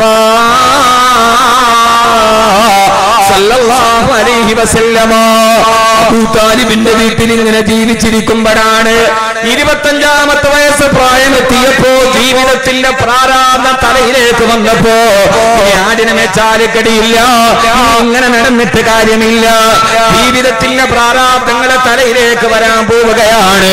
അങ്ങനെയാണ് മക്കയിലെ കോടിപതിയായ ഹുവൈലിദിന്റെ മകളായ ഖദീജയുടെ കച്ചവട സംഘത്തിന്റെ സെയിൽസ്മാനായത്. കച്ചവട സംഘം ഷാമിന് പോയി തിരിച്ചു വന്നപ്പോ കച്ചവട സംഘത്തിന്റെ മാനേജരായ മൈസറത്ത് യജമാനത്തിയായ ഖദീജയോട് പറഞ്ഞത്, ഖദീജ ലാഭം കൂടുതലാണ് പ്രിയപ്പെട്ട യജമാനത്തിയെ. എന്താണ് കാരണമെന്ന് ചോദിച്ചപ്പോ ഒരു സത്യസന്ധനായ ആര് കണ്ടാലും ഇഷ്ടം തോന്നുന്ന പ്രകൃതത്തിന്റെ ഉടമയായ ഒരു ചെറുപ്പക്കാരൻ നമ്മുടെ കച്ചവട സംഘത്തിൽ ചേർന്നിട്ടുണ്ട്. ഈ പ്രാവശ്യം കച്ചവടത്തിന് ലാഭം കൂടുതലാണ്. തന്റെ കച്ചവടത്തിന്റെ വർദ്ധിത ലാഭത്തിന്റെ കാരണക്കാരനായ ചെറുപ്പക്കാരനെ കണ്ടപ്പോഴാണ് ഖദീജയുടെ മനസ്സിലെ വിവാഹത്തിന്റെ ചിന്ത വന്നത്. 40 വയസ്സുകാരിയായ ഖദീജ 25 വയസ്സുകാരനായ മുഹമ്മദിനെ കല്യാണം ആലോചിക്കുന്നത്. സല്ലല്ലാഹു അലൈഹി വസല്ലം സല്ലല്ലാഹു അലാ മുഹമ്മദ് സല്ലല്ലാഹു അലൈഹി വസല്ലം സല്ലല്ലാഹു ഉറക്കെ സലാത്തിന് പിശുക്കുണ്ടാവരുത്. ഇന്നീ സദസ് സലാത്തിന്റെ സദസ്സാണ്. അനുരാഗത്തിന്റെ, ഹുബിന്റെ, പ്രണയത്തിന്റെ, അവധാനതയുടെ, അഭിലാഷത്തിന്റെ, ആത്മാതിരേകത്തിന്റെ അനർഘമായ മേഖലകളിലേക്ക്, മദീനയിലേക്ക് ഹൃദയം പകർന്നു പോകുന്ന സദസ്സാണിത്. ഇന്ന് നമ്മൾ ഇരിക്കുന്നത് ഓയൂർ കൺവെൻഷൻ സെന്ററിന്റെ മുമ്പിലല്ല. നമ്മുടെ ശരീരമാണ് ഇവിടെയുള്ളത്. നമ്മുടെ ഹൃദയം അങ്ങേരം മദീനയുടെ മലർവാടിയിൽ പച്ചക്കുപ്പയുടെ താഴെയാണ് നമ്മുടെ ഹൃദയമുള്ളത്. ആ മദീനയിലാണ് നാം എത്തി നിൽക്കുന്നത്. ഹബീബായ നബി മുഹമ്മദ് മുസ്തഫ സല്ലല്ലാഹു അലാ മുഹമ്മദ്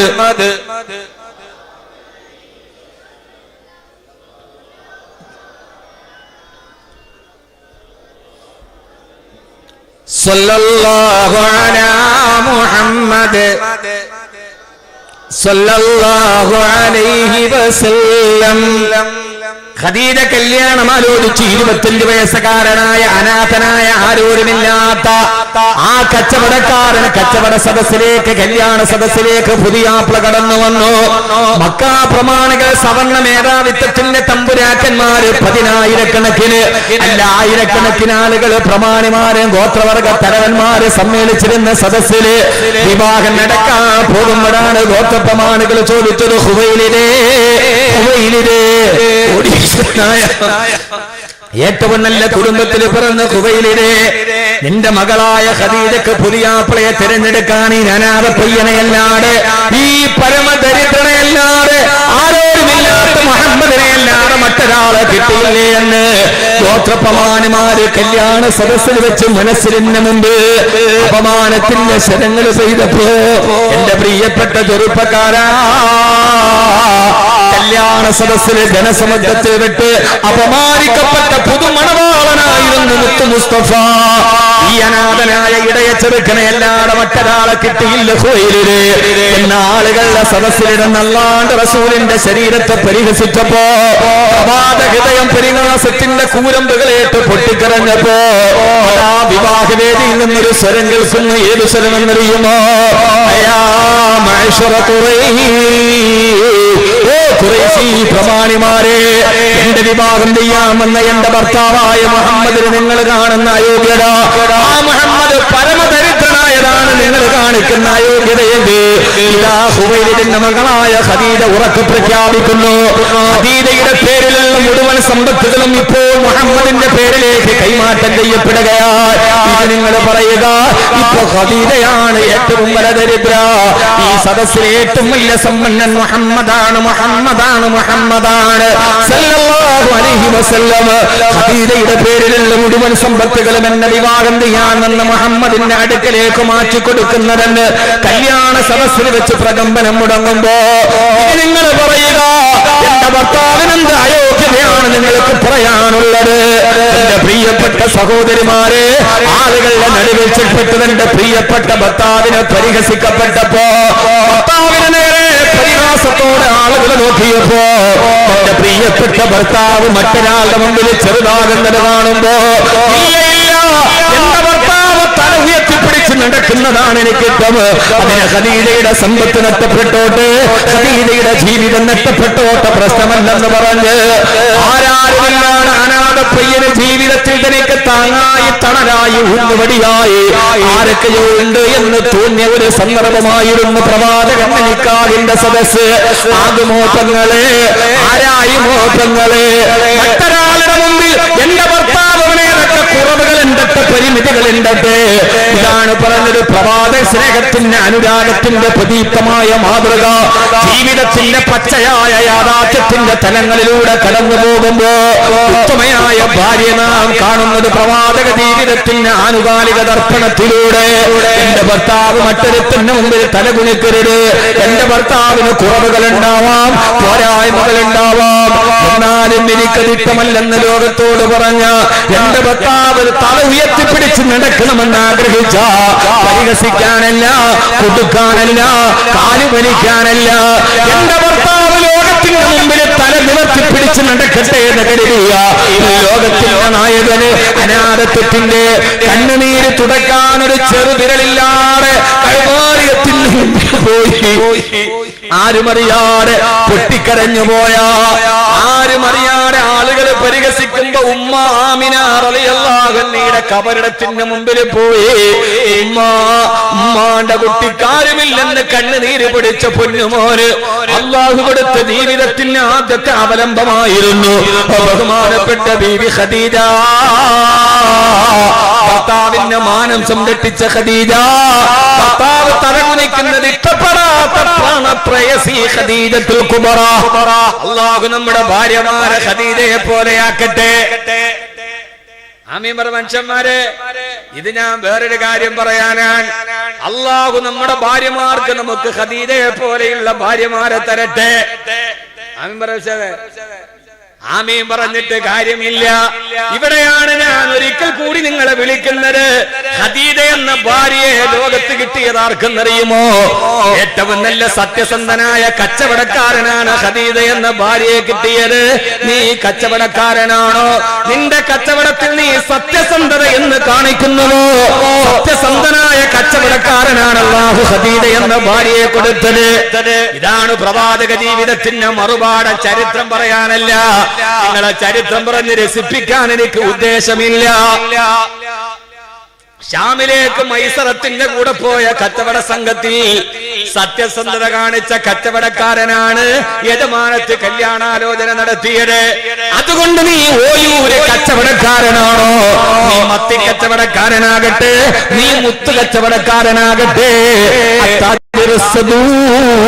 സത്യസന്ധനായ കച്ചവടക്കാരന്റെ സ്ഥാനം എവിടെയെന്നറിയോ? അല്ലദീന അൻഅമല്ലാഹു അലൈഹിം മിനൻ നബിയ്യീന വസ്സദീഖീന വശുഹദാഇ വസ്സാലിഹീൻ. സത്യസന്ധനായ കച്ചവടക്കാരന് കച്ചവടത്തിൽ കള്ളം കാണിക്കാത്ത, കച്ചവടത്തില് സത്യസന്ധത ഉണ്ടാകണം. വൈലെന്ന നരകം രണ്ടേ രണ്ടാളുകൾക്കാണ് വൈലെന്നാണ് ഖുർആൻ പറഞ്ഞത്. വൈലെന്ന കത്തിക്കാളുന്ന നരകം രണ്ടു കൂട്ടാളുകൾക്ക്. ഒന്നാർക്കാൻ പറ മനുഷ്യന്മാരെ വന്ന് നിങ്ങൾ ആർക്കാണ്? ഞാൻ തന്നെ പറയണോ? ഒന്ന് നിസ്കരിക്കണവന്, നിസ്കരിക്കാത്തവനല്ല, നിസ്കരിക്കണവന്. فويل للمصلين فويل للمصلين الذين هم عن صلاتهم ساهون. നിസ്കാരത്തിൽ അശ്രദ്ധ കാണിക്കുന്നവനാണ് വൈലെന്ന നരകം. രണ്ടാമത്തേതോ, നിസ്കാരത്തിൽ അശ്രദ്ധ കാണിക്കുന്നവൻ വൈലെന്ന നരകത്തിലാണ്. രണ്ടാമത്തേത്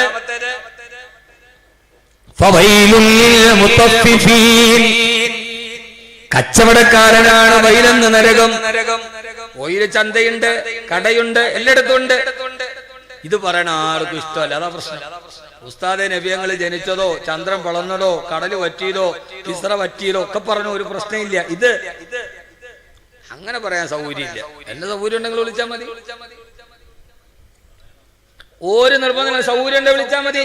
ഇതൊക്കെ സുകുമാർ അഴീക്കോട് പറഞ്ഞതുപോലെ സത്യമാണ്, പക്ഷേ അപ്രിയ സത്യം.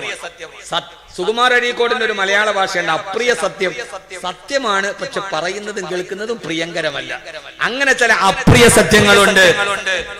ആർക്കാണ് വൈലെന്ന നരകം? ആ നരകം മറ്റാൾക്കല്ല. കച്ചവടക്കാരനാണ് വൈലെന്ന നരകത്തിൽ പോവുക. ഏതാണ് വൈലെന്ന നരകമെന്നറിയുമോ?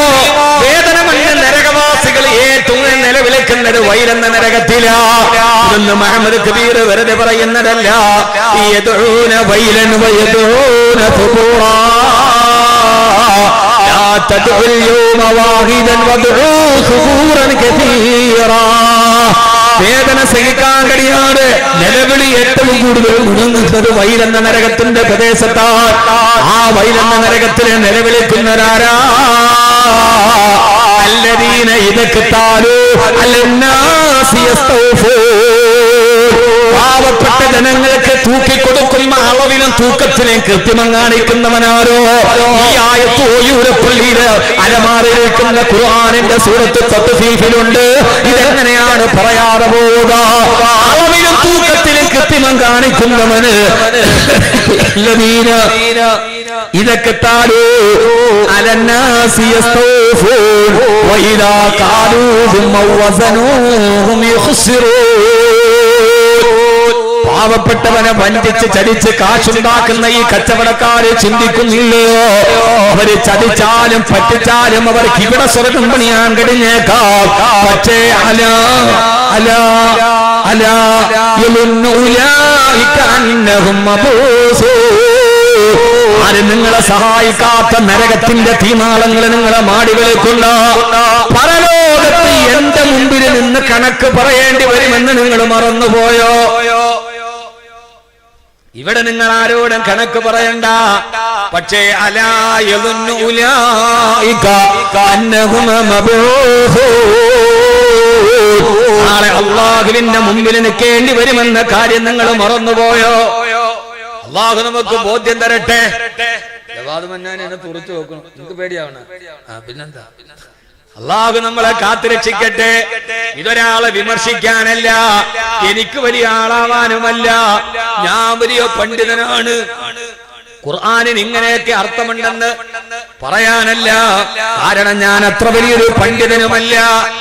പാണ്ഡിത്യം പറയാൻ ഞാനൊരു പണ്ഡിതനല്ല. ലാളിത്യം പറയാൻ ഞാനൊരു സാത്വികനല്ല. ത്യാഗം പറയാൻ ഞാനൊരു പരിത്യാഗിയല്ല. പ്രമേയം പറയാൻ ഞാനൊരു പ്രഭാഷകനല്ല. വൈദഗ്ധ്യം പറയാൻ ഞാനൊരു വിദഗ്ധനല്ല. പിന്നെ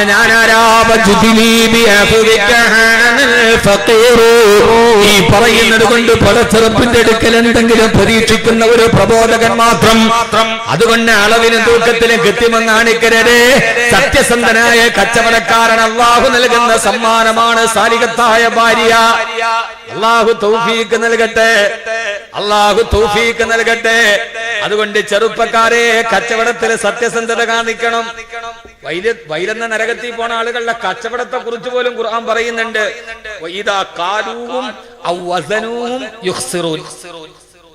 വെളിച്ചെണ്ണ കച്ചവടക്കാരനെ പോലെയാണ്. ഇപ്പൊ അങ്ങനത്തെ വെളിച്ചെണ്ണ കച്ചവടം ഇവിടെ ഇല്ലാത്തതുകൊണ്ട് ധൈര്യമായിട്ട് പറയാം. ഇപ്പൊ എല്ലാം പായ്ക്കറ്റ് വെളിച്ചെണ്ണയാണ്. പണ്ട് നമ്മുടെ നാട്ടിലെ പാട്ടയിൽ വെളിച്ചെണ്ണ കച്ചവടം ചെയ്യും. ആ പാട്ടയിലെ വെളിച്ചെണ്ണ ഒരു ചെറിയൊരു പാത്രം ഉണ്ട്. അതുകൊണ്ട് ഇങ്ങനെ ഒരു വളഞ്ഞ പിടിയുള്ള ഒരു പാത്രം ഉണ്ട്. അതിനെന്താ പറയാ? കുടം, തോടം, തോടം. തോടം, കുടം. അപ്പൊ ആ സാധനം ഇങ്ങനെ ഇട്ടിട്ട് അതിൽ കോരിയെടുത്താൽ നമ്മൾ അങ്ങോട്ടാണ് കൊടുക്കണമെന്നുണ്ടല്ലോ. ഒരൊറ്റ നമ്മുടെ പാത്രം പരമാവധി അങ്ങോട്ട് പിടിച്ചുകൊണ്ടിരിക്കും. അവസാനത്തെ തുള്ളി വെളിച്ചെണ്ണ അങ്ങോട്ടാ കൊടുക്കണമെങ്കിൽ നമ്മൾ കൊടുക്കണ പാത്രം അതിനകത്ത് കെട്ടി തൂക്കിയിട്ടേക്ക് അവസാനത്തെ തുള്ളിയും വീട്. ഇങ്ങോട്ടാണ് മേടിക്കണമെങ്കിൽ അതൊറ്റ കോരലാണ് ഇപ്പുറത്തോട്ട് കമത്താൻ. അത് അതേപടി എന്ത് ചെയ്യും? പരമാവധി അതിനകത്തൊന്ന് വീടാനുള്ള അങ്ങോട്ട് വീഴും. ഇങ്ങനെ തൂക്കത്തിലും അളവിലും കൃത്രിമം കാണിക്കുന്നവർ ഒരു പ്രവാചകനെ അല്ലാഹു നിയോഗിച്ചത് തന്നെ വ്യഭിചരിക്കരുതെന്ന് പറയാനല്ല. ഒരു പ്രവാചകനെ ഒരു സമൂഹത്തിൽ അല്ലാഹു നിയോഗിച്ചത് കള്ളു കുടിക്കരുതെന്ന് പറയാനല്ല. ശുഐബ് നബി അലൈഹി സ്വലാത്തു വസ്സലാമിന്റെ ജോലി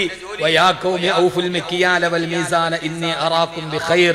ജനങ്ങളെ വസിനു ബിൽ ഖിസ്താസിൽ മുസ്തഖീം. നിങ്ങൾ തൂക്കിക്കൊടുക്കുന്ന ത്രാസ് ഏറ്റവും നല്ല ത്രാസ് കൊണ്ടായിരിക്കണേ. വർഷാവർഷം ത്രാസ് പതിപ്പിക്കേണ്ടത് മുസ്ലിമാണെന്ന് കൃത്യമായി ഖുർആൻ അല്ലാഹു പറയുന്നുണ്ട്. വസിനൂബിൽ ഖിസ്താസിൽ മുസ്തഖീം. പതിക്കാത്ത ത്രാസിൽ കച്ചവടം ചെയ്ത് കൊടുക്കരുത്. നിങ്ങൾ ത്രാസ് കൃത്യമായി സൂക്ഷിക്കണേ. അല്ലാഹു നമുക്ക് ബോധം തരട്ടെ.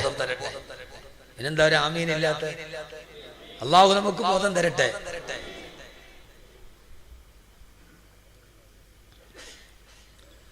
ഇരുപത്തഞ്ചാമത്തെ വയസ്സിൽ അല്ലാഹു സുബ്ഹാനഹു വ തആല ഖദീജയെ കൊടുത്തു. ആരാണ് ഖദീജ? ഇതാണ് ഞാൻ പറഞ്ഞത്. മുഹമ്മദ് എന്ന കച്ചവടക്കാരനെ, മുഹമ്മദ് എന്ന വ്യാപാരിയെ, മുഹമ്മദ് എന്ന ഭർത്താവിനെ സല്ലല്ലാഹു അലൈഹി വസല്ലം. അതുകൊണ്ട് സന്ദർഭോചിതമായിട്ട് പറഞ്ഞതാണ്, സത്യസന്ധനായ കച്ചവടക്കാരാ, ജീവിതത്തിൽ സത്യസന്ധത പാലിക്കണേ. അല്ലാഹു ഭാര്യയെ തരുമ്പോ സാലിഹത്തായ ഒരു ഭാര്യയെ തരും. ആ പ്രിയപ്പെട്ട പ്രവാചകൻ ആരോരുമില്ലാതെ സാന്ത്വനിപ്പിക്കാൻ ഒരാളില്ലാതെ, ജീവിതത്തിൽ ആരുമില്ലാതെ ഒറ്റപ്പെട്ട് നടന്ന ഒരു പാവപ്പെട്ട പുതിയവാവിന് അല്ലാഹു നൽകിയ ജീവിതത്തിലെ ഏറ്റവും വലിയ സമ്മാനമായിരുന്നു ഖദീജ. ബുദ്ധിമതിയായിരുന്നു ഖദീജ, പക്വമതിയായിരുന്നു ഖദീജ. 15 വർഷത്തെ ദാമ്പത്യ ജീവിതം കടന്നുപോയപ്പോ തന്റെ ഭർത്താവിന് 40 വയസ്സുള്ളപ്പോഴാണ് വെളിപാടിഞ്ഞ് ഹിറാ ഗുഹയിലേക്ക് പോയതെന്റെ പ്രിയപ്പെട്ട ഭർത്താവ് തിരിച്ചു വന്ന് പറഞ്ഞത് ഖദീജ. അപ്പോഴേക്ക് ഭാര്യവത്ത് ജീവിതം 15ാം വെഡിങ് ആനിവേഴ്സറി കഴിഞ്ഞിരുന്നു. 15 വർഷം. മുത്ത് റസൂലിന് 40 വയസ്സായി. ഓടിക്കടച്ച് പാതിരാവിലെ വരുന്നത് ഖദീജ. സമ്മിലൂനി യാ ഖദീജ. പാതിരാവിന്റെ നിശബ്ദതയിൽ ആരോ എന്നെ കെട്ടിപ്പിടിച്ചു. ഖദീജ അല്ലാഹുവിലേക്ക് ദിവ്യബോധനം നൽകി എന്ന് പറയുമ്പോ ആദ്യം വിശ്വസിക്കാൻ ഓടി വന്നത് പ്രിയപ്പെട്ട ഭാര്യയുടെ സവിധത്തിലേക്കാണ്. ആ ഭാര്യയാണ് വറക്കത്ത് ബിൻ നൗഫലിന്റെ അടുക്കൽ കൊണ്ടുപോയത്. തന്റെ 40ാമത്തെ വയസ്സിൽ പ്രിയപ്പെട്ട ഭർത്താവ് വേപതയോടെ വിഹുലതയോടെ വിഭ്രാന്തിയോടെ കടന്നു വന്നപ്പോ എന്നെ ഒന്ന് പുറപ്പെട്ടു മൂടണേ ഖദീജ. പേടിച്ച വന്ന ഭർത്താവിന്റെ 2 കയ്യിൽ പിടിച്ചിട്ട് തന്റെ ഭർത്താവിനെ കൊണ്ടുപോയി മടിയിലേക്ക് തലതേർത്ത് വെച്ച് ആ ഭർത്താവിന്റെ മുടിയിടകളിൽ തന്റെ വിരലുകൾ കൊണ്ട് തടുകി തലോടി ഖദീജ എന്ന ഭാര്യ ആശ്വസിപ്പിക്കുന്ന ഒരു ഭാഗം ചരിത്രം പറയുന്നുണ്ട്.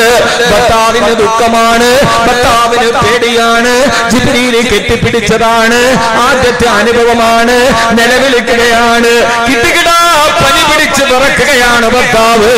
മടിയിലേക്ക് തലതേർത്ത് വെച്ചിട്ട് മുടിയിടകളിലേക്ക് വിരലുകൾ കൊണ്ട് തടുകി തലോടി. എന്തിനാണ് ഭർത്താവെ ദുഃഖിക്കുന്നത്? വല്ലാഹി ലാ യുഹ്സീക അല്ലാഹു അബദാ ഇന്നക ലതസിലുർ റഹ്മ വതസ്ദുഖു ഹദീഥ വതഹ്മിലുൽ കല്ല വതുകിറുൽ ലൈഫ വതുഈനു അലാ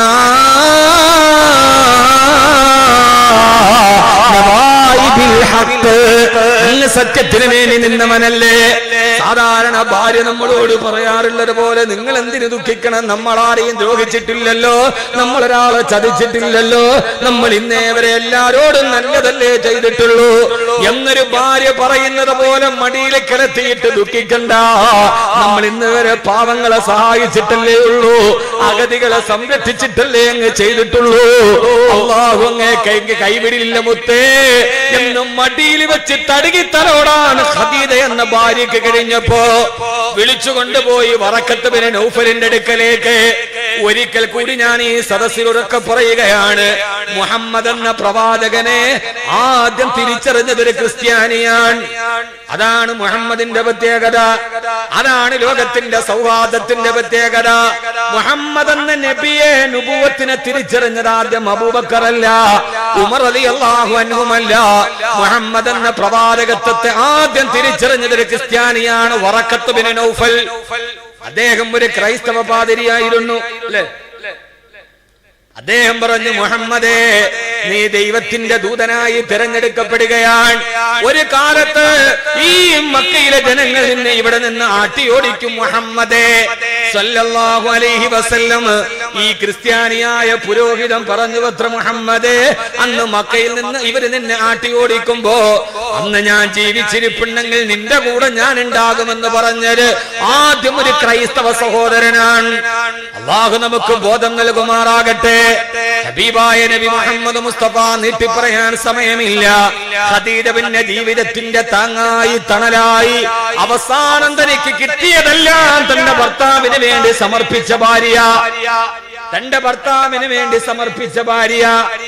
ആ ഭാര്യ അവസാന ശുബൈ അബൂ താലിബിന്റെ മലഞ്ചെരുവിൽ പോകുമ്പോ അല്ലാഹുവിന്റെ റസൂലിന് ശത്രുക്കൾ കൂടി, ഭർത്താവിന് ഓരോ ദിവസവും ശത്രുക്കൾ കൂടി വരികയാണ്.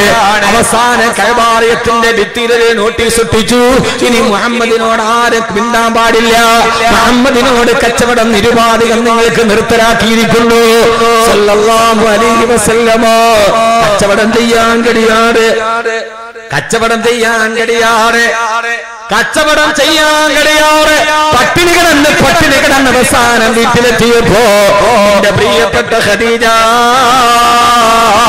ഓ വിശക്കുന്നു ഖദീജ എന്ന് ചോദിക്കവേ ഖദീജ റളിയല്ലാഹു തആല കൊണ്ടുവന്ന് കയ്യിലൊരു കമ്പിളിപ്പുറപ്പുമായി എന്റെ സമ്പാദ്യം മുഴുവനും നിങ്ങളുടെ ദീനിനു വേണ്ടി ഞാൻ ചെലവഴിച്ചവളാണ് ഖദീജ.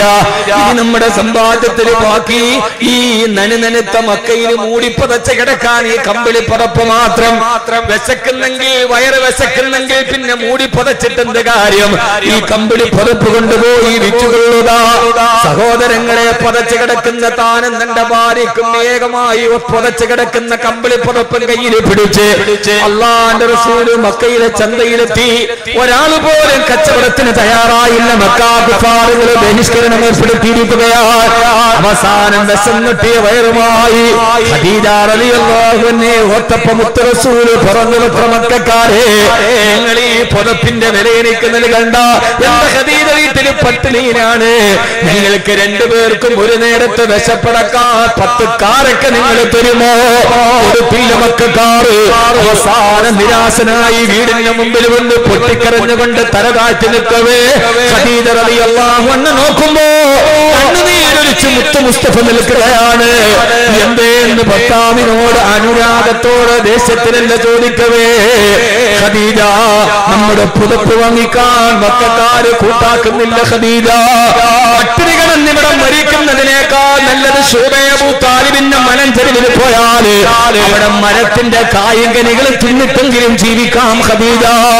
ജീവിതത്തിന്റെ ദാരിദ്ര്യത്തിന്റെ വറുതിയുടെ പട്ടിണിയുടെ അവസാനത്തെ നെല്ലിപ്പലകയും എന്ന മുത്ത് മുസ്തഫ.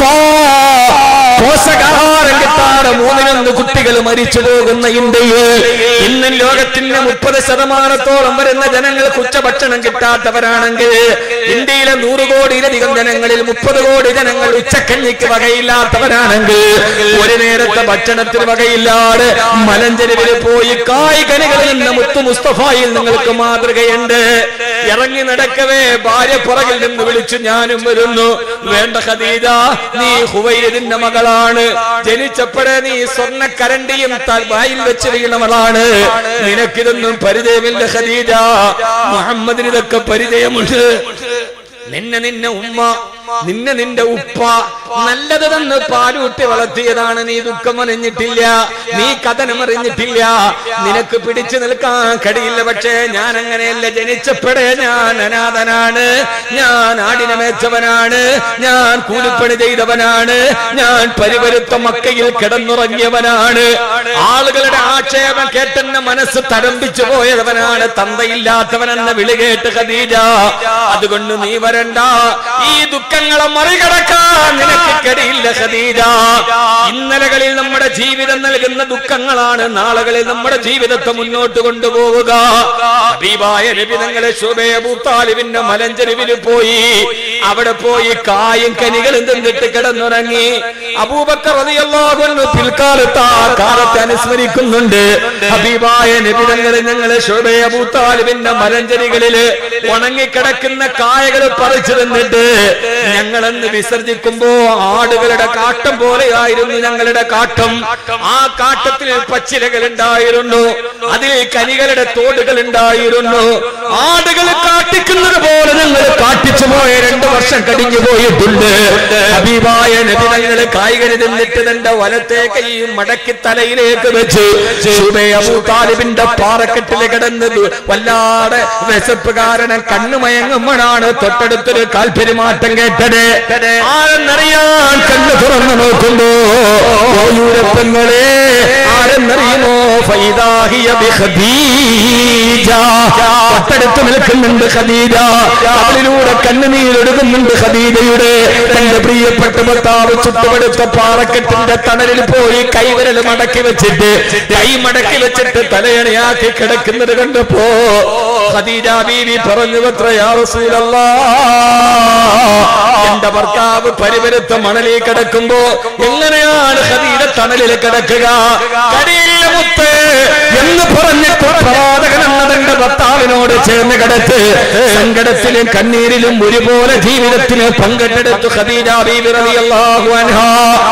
ആ സമയത്ത് ഖദീജ ബീവിയുടെ വയസ്സ് എത്രയെന്നറിയുമോ? 54 വയസ്സാണ് ഖദീജ ബീവിയുടെ പ്രായം.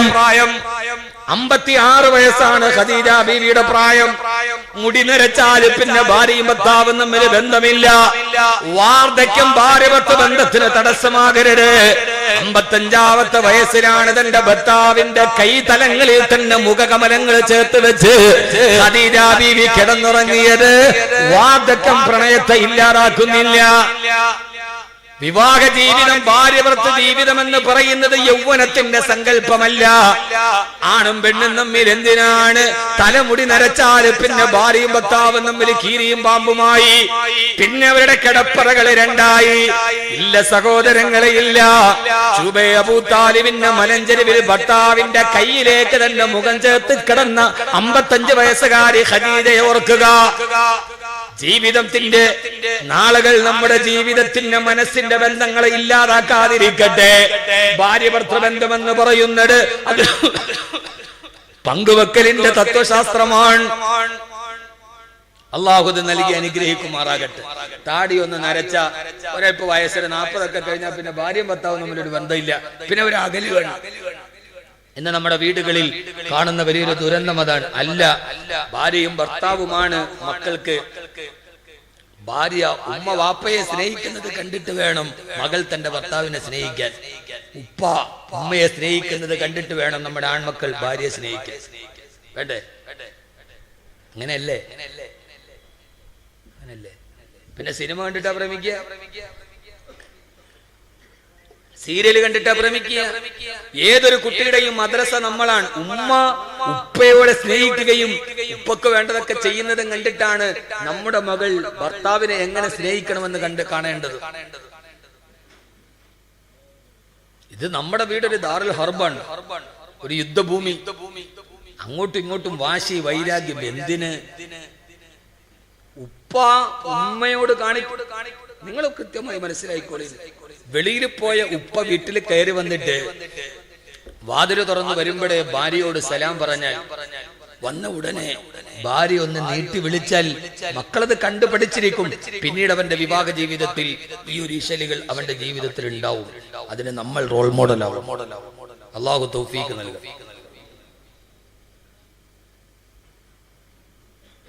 വെളിയിലൊക്കെ പോയിട്ട് കയറി വരുമ്പോ ഭാര്യ ഒന്ന് നീട്ടിയൊന്നും വിളിക്കാറൊന്നും ഇല്ല. ഈ പരിപാടിയൊന്നും ഇവിടെ ഇല്ലേ? എന്നിട്ട് മനുഷ്യന്മാരാണ്.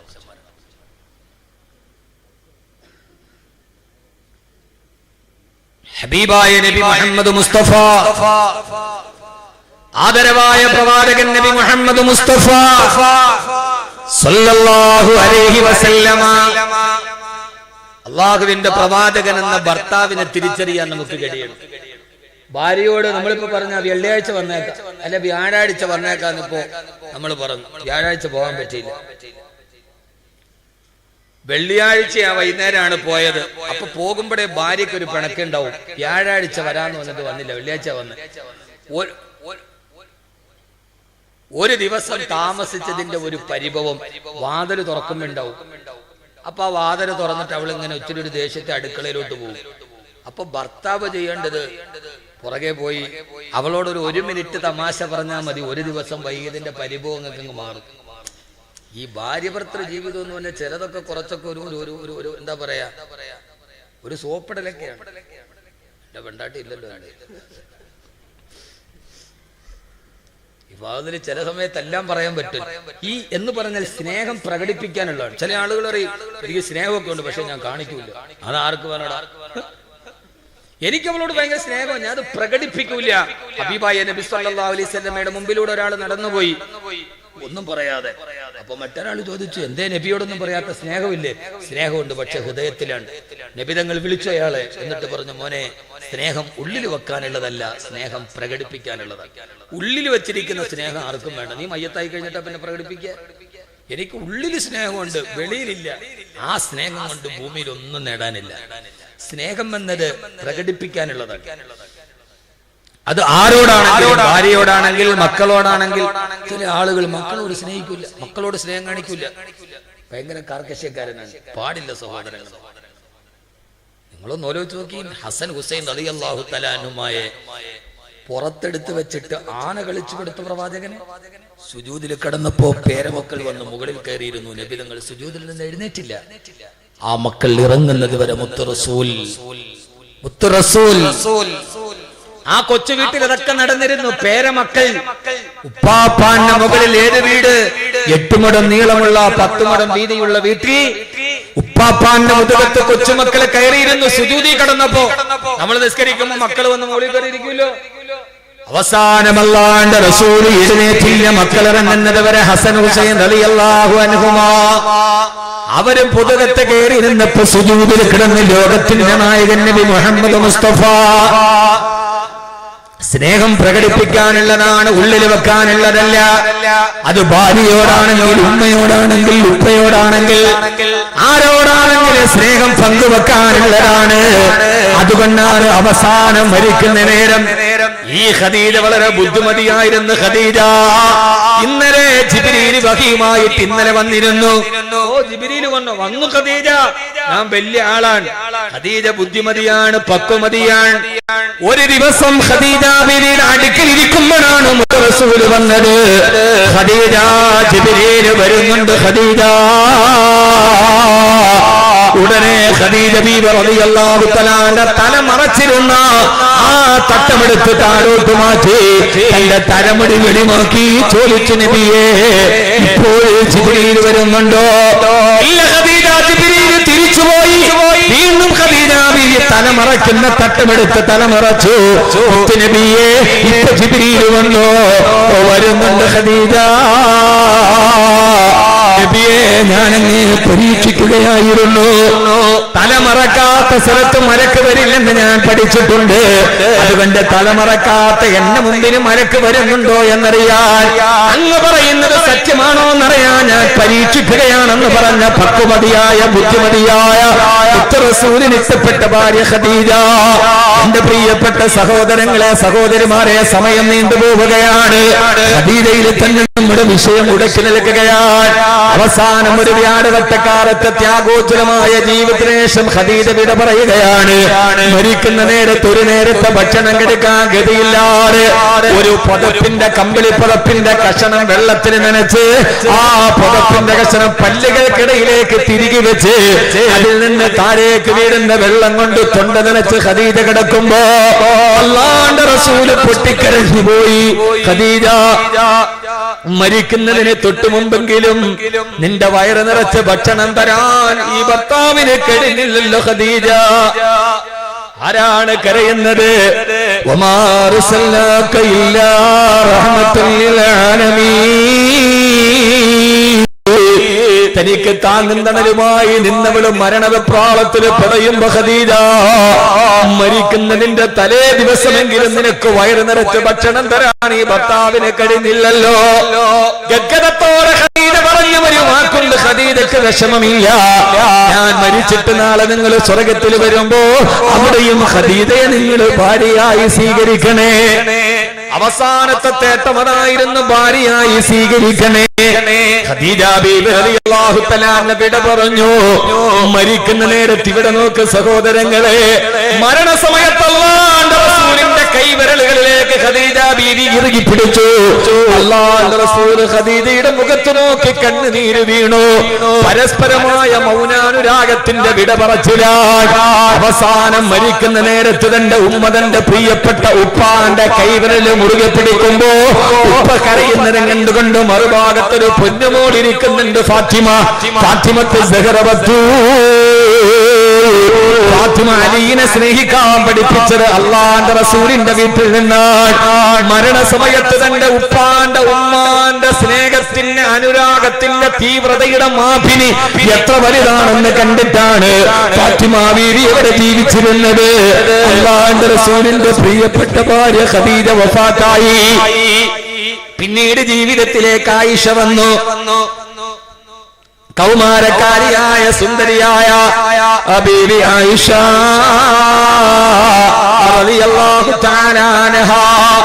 ആയിഷ ബീവിയുടെ അടുക്കലിരിക്കുമ്പോഴാണ് ഹംന ബിൻത് ജഹ്ഷ് റളിയല്ലാഹു അൻഹ വന്നത്. ഹംന റളിയല്ലാഹു അൻഹ വന്ന് വിളിച്ചു, യാ റസൂലല്ലാഹ്, യാ ഹബീബല്ലാഹ്. ഒന്നുകൂടി വിളിക്കേ ഹംന, യാ റസൂലല്ലാഹ്. ഹംന, ഒന്നുകൂടി നീ വിളിക്കേ ഹംന. ആയിഷ ബീവി ത്തോടെ കേട്ടിരിക്കുകയാണ്. ഹംന റളിയല്ലാഹു അൻഹ ഒരിക്കൽ കൂടി ഊട്ടി വിളിച്ചു, യാ റസൂലല്ലാഹ്. മൂന്നാമത്തെ പ്രാവശ്യം വിളിച്ചപ്പോൾ ഹംന റളിയല്ലാഹു അൻഹ ചോദിച്ചു, നബിയേ, 3 പ്രാവശ്യം എന്നോട് അങ്ങ് ഉറക്ക വിളിക്കാൻ പറഞ്ഞത് എന്തിനാണ് നബിയേ? കണ്ണ് നിറഞ്ഞുകൊണ്ട് മുത്ത് റസൂൽ മുഹമ്മദ് എന്ന ഭർത്താവ് പറഞ്ഞ മറുപടിയുണ്ട്, എന്റെ പ്രിയപ്പെട്ട ഹംന, നിന്റെ ശബ്ദം കേൾക്കുമ്പോ എന്റെ ഖദീജ എനിക്ക് ഓർമ്മ വരികയാണ്. ഖദീജയുടെ ശബ്ദവും നിന്റെ ശബ്ദവും ഒരേപോലെയാണ് ഹംന. അതുകൊണ്ട് ഹംന ഇടയ്ക്കിടയ്ക്ക് വരണേ, ഉച്ചത്തിൽ സംസാരിക്കണേ, എനിക്കെന്റെ ഖദീജയെ ഓർക്കാൻ. നിങ്ങൾ ഓർക്ക് പ്രവാചകൻ എന്ന ഈ ഭർത്താവിനെ, എന്റെ ഭാര്യ എന്റെ മനസ്സിൽ എനിക്ക് ഓർമ്മ വരികയാണ്. അവള് മരിച്ചുപോയിട്ടും എന്റെ ഹൃദയത്തിൽ നിന്ന് അവള് മാഞ്ഞു പോയിട്ടില്ല. ഇത് കേട്ട ആയിഷ ബീവി ചോദിച്ചു, അത്ര നബിയേ, ആ കിളവിയെ മറക്കാൻ ഇതേവരെ ആയിട്ടില്ല നബിയേ. ആ പടുകിളവിയുടെ കാര്യം പറഞ്ഞിട്ടിരിക്കുകയാണോ?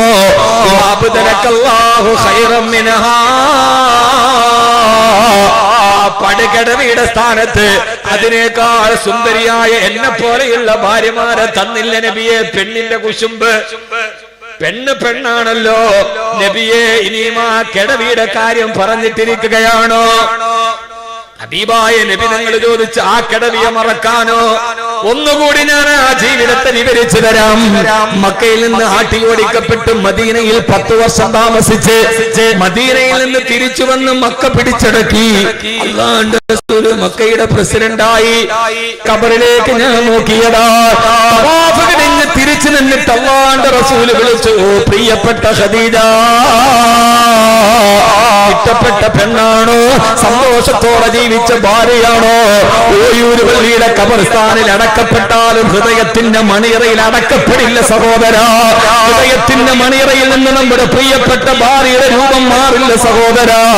ജീവിതം അങ്ങനെയാണെങ്കിൽ, ജീവിതം സ്നേഹം ധരിക്കാനാണെങ്കിലും ജീവിക്കാനാണെങ്കിലും ഞാൻ എന്റെ കൂടെ എന്ന് പറയുന്ന നമ്മുടെ പ്രിയപ്പെട്ടവൾ, ക്ഷാമത്തിന്റെ കാലത്ത് കൂടെ നിന്നവളെ ക്ഷേമത്തിന്റെ കാലത്ത് മറക്കരുത് എന്ന് ലോകത്തോട് പഠിപ്പിച്ച ലോകം കണ്ട ഏറ്റവും നല്ല ഭർത്താവാണ് ലോകൈക ഗുരു നബി മുഹമ്മദ് മുസ്തഫ സല്ലല്ലാഹു അലൈഹി വസല്ലമ. ഇന്നലെ നമ്മുടെ മക്കളെ പ്രസവിച്ചു തന്നവൾ, കടയടച്ചിട്ട് പാതിരാത്രിയിൽ വന്നപ്പോൾ ഭക്ഷണം വിളമ്പി കാത്തു നിന്നവൾ, നമ്മുടെ മക്കളെ നമ്മുടെ കൈവെള്ളയിൽ ചേർത്ത് തന്നവൾ, നാം പാതിരാത്രിയിൽ വന്ന് കിടന്നുറങ്ങുമ്പോ പൊന്നുമക്കള് കരയുമ്പോ ഭർത്താവിന്റെ ഉറക്കം കളയാതെ ചാടി എഴുന്നേറ്റ് മക്കളെ മെല്ലെ തടുകി തലോടി പൊട്ടിക്കരയാതെ കെട്ടിപ്പിടിച്ചു നിർത്തിയവൾ. എങ്ങനെയാണ് അവള് നിനക്ക് അന്യയായത്? ഇന്ന് നിന്റെ സുരക്ഷതയിൽ, ഇന്ന് നിന്റെ ഗൾഫിന്റെ ഡോളറുകളിൽ, ഇന്ന് നിന്റെ ഗൾഫിന്റെ പ്രവാസത്തിന്റെ റിയാലുകളിൽ, എങ്ങനെയാണ് നിന്റെ ഇന്നലകളിൽ ഒന്നുമല്ലാതെ നീ വരുമ്പോ നിന്റെ കൂടെ നിന്നവൾ എങ്ങനെയാണ് നിങ്ങൾക്ക് അപ്രിയമായത്? പാടില്ല, പാടില്ല. ഖദീജ മനസ്സിൽ നിന്ന് മായാത്ത കാമിനി, മനസ്സിൽ നിന്ന് മറയാത്ത പൗർണമി, നീ എന്റെ മനസ്സിലുണ്ടെന്ന് ജന്നത്തുൽ മുഅല്ലയിലെ സ്വന്തം ഭാര്യയുടെ ഖബർ നോക്കി കരഞ്ഞ മുസ്തഫ സല്ലല്ലാഹു അലൈഹി വസല്ലം എപ്പോഴും ആടിനെ അറുത്തിട്ട് ഖദീജ ബീവിയുടെ കൂട്ടുകാരികൾക്ക് ഇറച്ചി കൊടുത്തു വിടുമായിരുന്നു മുസ്തഫ. ഭാര്യ മരിച്ചു, ആടിനെ അറുത്തു, ഖദീജ ബീവിയുടെ കൂട്ടുകാരികൾക്ക് കൊടുത്തു വിടും. അവരെന്റെ ഖദീജയുടെ കൂട്ടുകാരികളാണ്. അള്ളാഹു നമ്മളെ നല്ലവരാക്കട്ടെ. ഒരാമീനും ഇല്ല. അള്ളാഹു നമ്മളെ നല്ല ഭർത്താക്കന്മാരാക്കട്ടെ. എന്നോട് നിങ്ങളോടും അല്ലേ പറയണത്. അള്ളാഹു നമ്മളെ സ്വീകരിക്കുമാറാകട്ടെ. പെണ്ണുങ്ങൾ ഇപ്പൊ വാതിൽ കേട്ട് അറസിന്റെ മുകളിൽ ഇരിക്കുകയാണ്. കറണ്ട് പോയോ?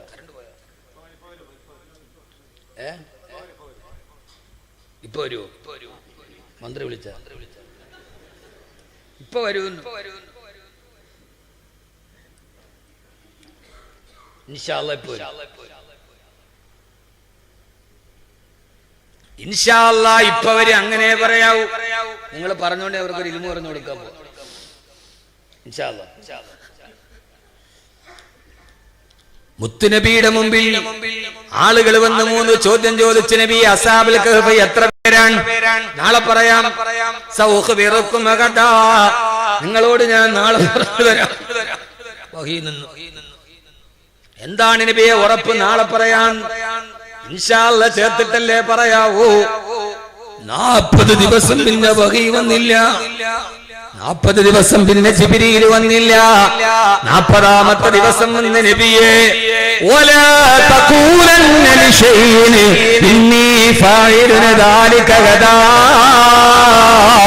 ഇല്ലാ യശാ അല്ലാഹ്.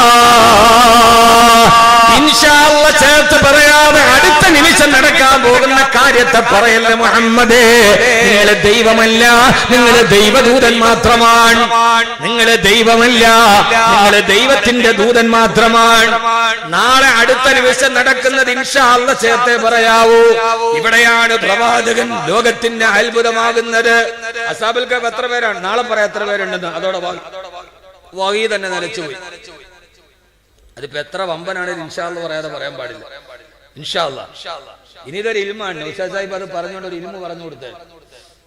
അല്ലാഹു തൗഫീഖ് നൽകി. എത്ര വമ്പനാണെങ്കിലും ഇമാം നബി ഒരു ദിവസം പറഞ്ഞു, ഞാൻ ഇന്ന് രാത്രിയിൽ എന്റെ 100 ഭാര്യമാരുമായി കടപ്പറ പങ്കിടും. ആ 100 ഭാര്യമാരും ഗർഭിണികളാവും. ആ 100 പേര് 100 ആൺമക്കളെ പ്രസവിക്കും. സാധാരണ ആമക്കളല്ല, ഉൽമാനൻ ഫർസാനൻ യുജാഹിദു ഫീ സബീലില്ലാ, അല്ലാഹുവിന്റെ മാർഗ്ഗത്തിൽ ധർമ്മസമരം ചെയ്യുന്ന അശ്വാരൂഢന്മാരായ കുതിരപ്പടയാളികളായ 100 മക്കളെ അവർ പ്രസവിക്കും. ഇൻഷാ അല്ലാഹ് പറഞ്ഞില്ല, സുലൈമാൻ നബി പറച്ചിലങ്ങോട്ട് പറഞ്ഞു. ഈ സംഭവം ഇറങ്ങിയപ്പോ നബിയങ്ങൾ സഹാബത്തിനോട് പറയാണ്, സഹാബ ഇത് എനിക്ക് മാത്രമല്ല അക്കിടി പറ്റിയത്, ഇതിനു മുമ്പും പലർക്കും പറ്റിയിട്ടുണ്ട്. ഇന്ന അഖീ സുലൈമാൻ റവാഹുൽ ബുഖാരി. ഇത് കെട്ടുകഥയല്ല, റവാഹുൽ ബുഖാരി. ബുഖാരിയിലുണ്ട് ഈ ഹദീസ്. ഇന്ന അഖീ സുലൈമാൻ, എന്റെ സഹോദരൻ സുലൈമാൻ നബി ഒരിക്കൽ വീമ്പ് പറഞ്ഞു, ഞാൻ 100 ഭാര്യമാരുമായി കടപ്പറ പങ്കിടും. 100 പേരും ഗർഭിണികളാവും, 100 ആമക്കളെ പ്രസവിക്കും, 100 പേരും കുതിരപ്പട്ടാളക്കാരാവും. സുലൈമാൻ നബി പറഞ്ഞതുപോലെ 100 ഭാര്യമാരുമായി കടപ്പറ പങ്കിട്ടു. 100 പേരും ഗർഭിണികളായി. പക്ഷെ പ്രസവിച്ചത് ഒറ്റ പെണ്ണു മാത്രം. പ്രസവിച്ചത് ഒരേ ഒരാൾ. ആ പ്രസവിച്ച കുട്ടിയോ വികലാംഗം. പ്രസവിച്ചത് ഒരേ ഒരാൾ മാത്രം. ആ പ്രസവിച്ചതോ വികലാംഗൻ.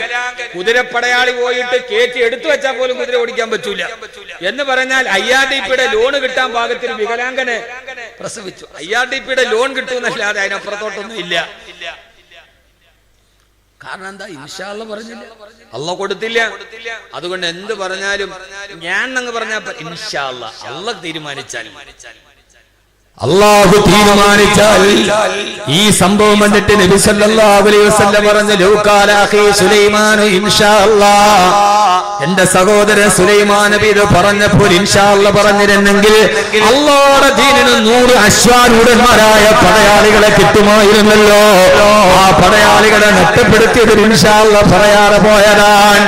ലോകത്തിന് വരാനിരിക്കുന്ന സൗഭാഗ്യത്തിന്റെ വാതിലുകൾ തുറന്നു തന്ന മുത്തേ, ആദരവായ പ്രവാചകൻ നബി മുഹമ്മദ് മുസ്തഫ സല്ലല്ലാഹു അലൈഹി വസല്ലമ, ഞാൻ പറഞ്ഞത് ജീവിതത്തിന്റെ ദുരിതങ്ങൾ മുഴുവനും അനുഭവിച്ച മുസ്തഫ.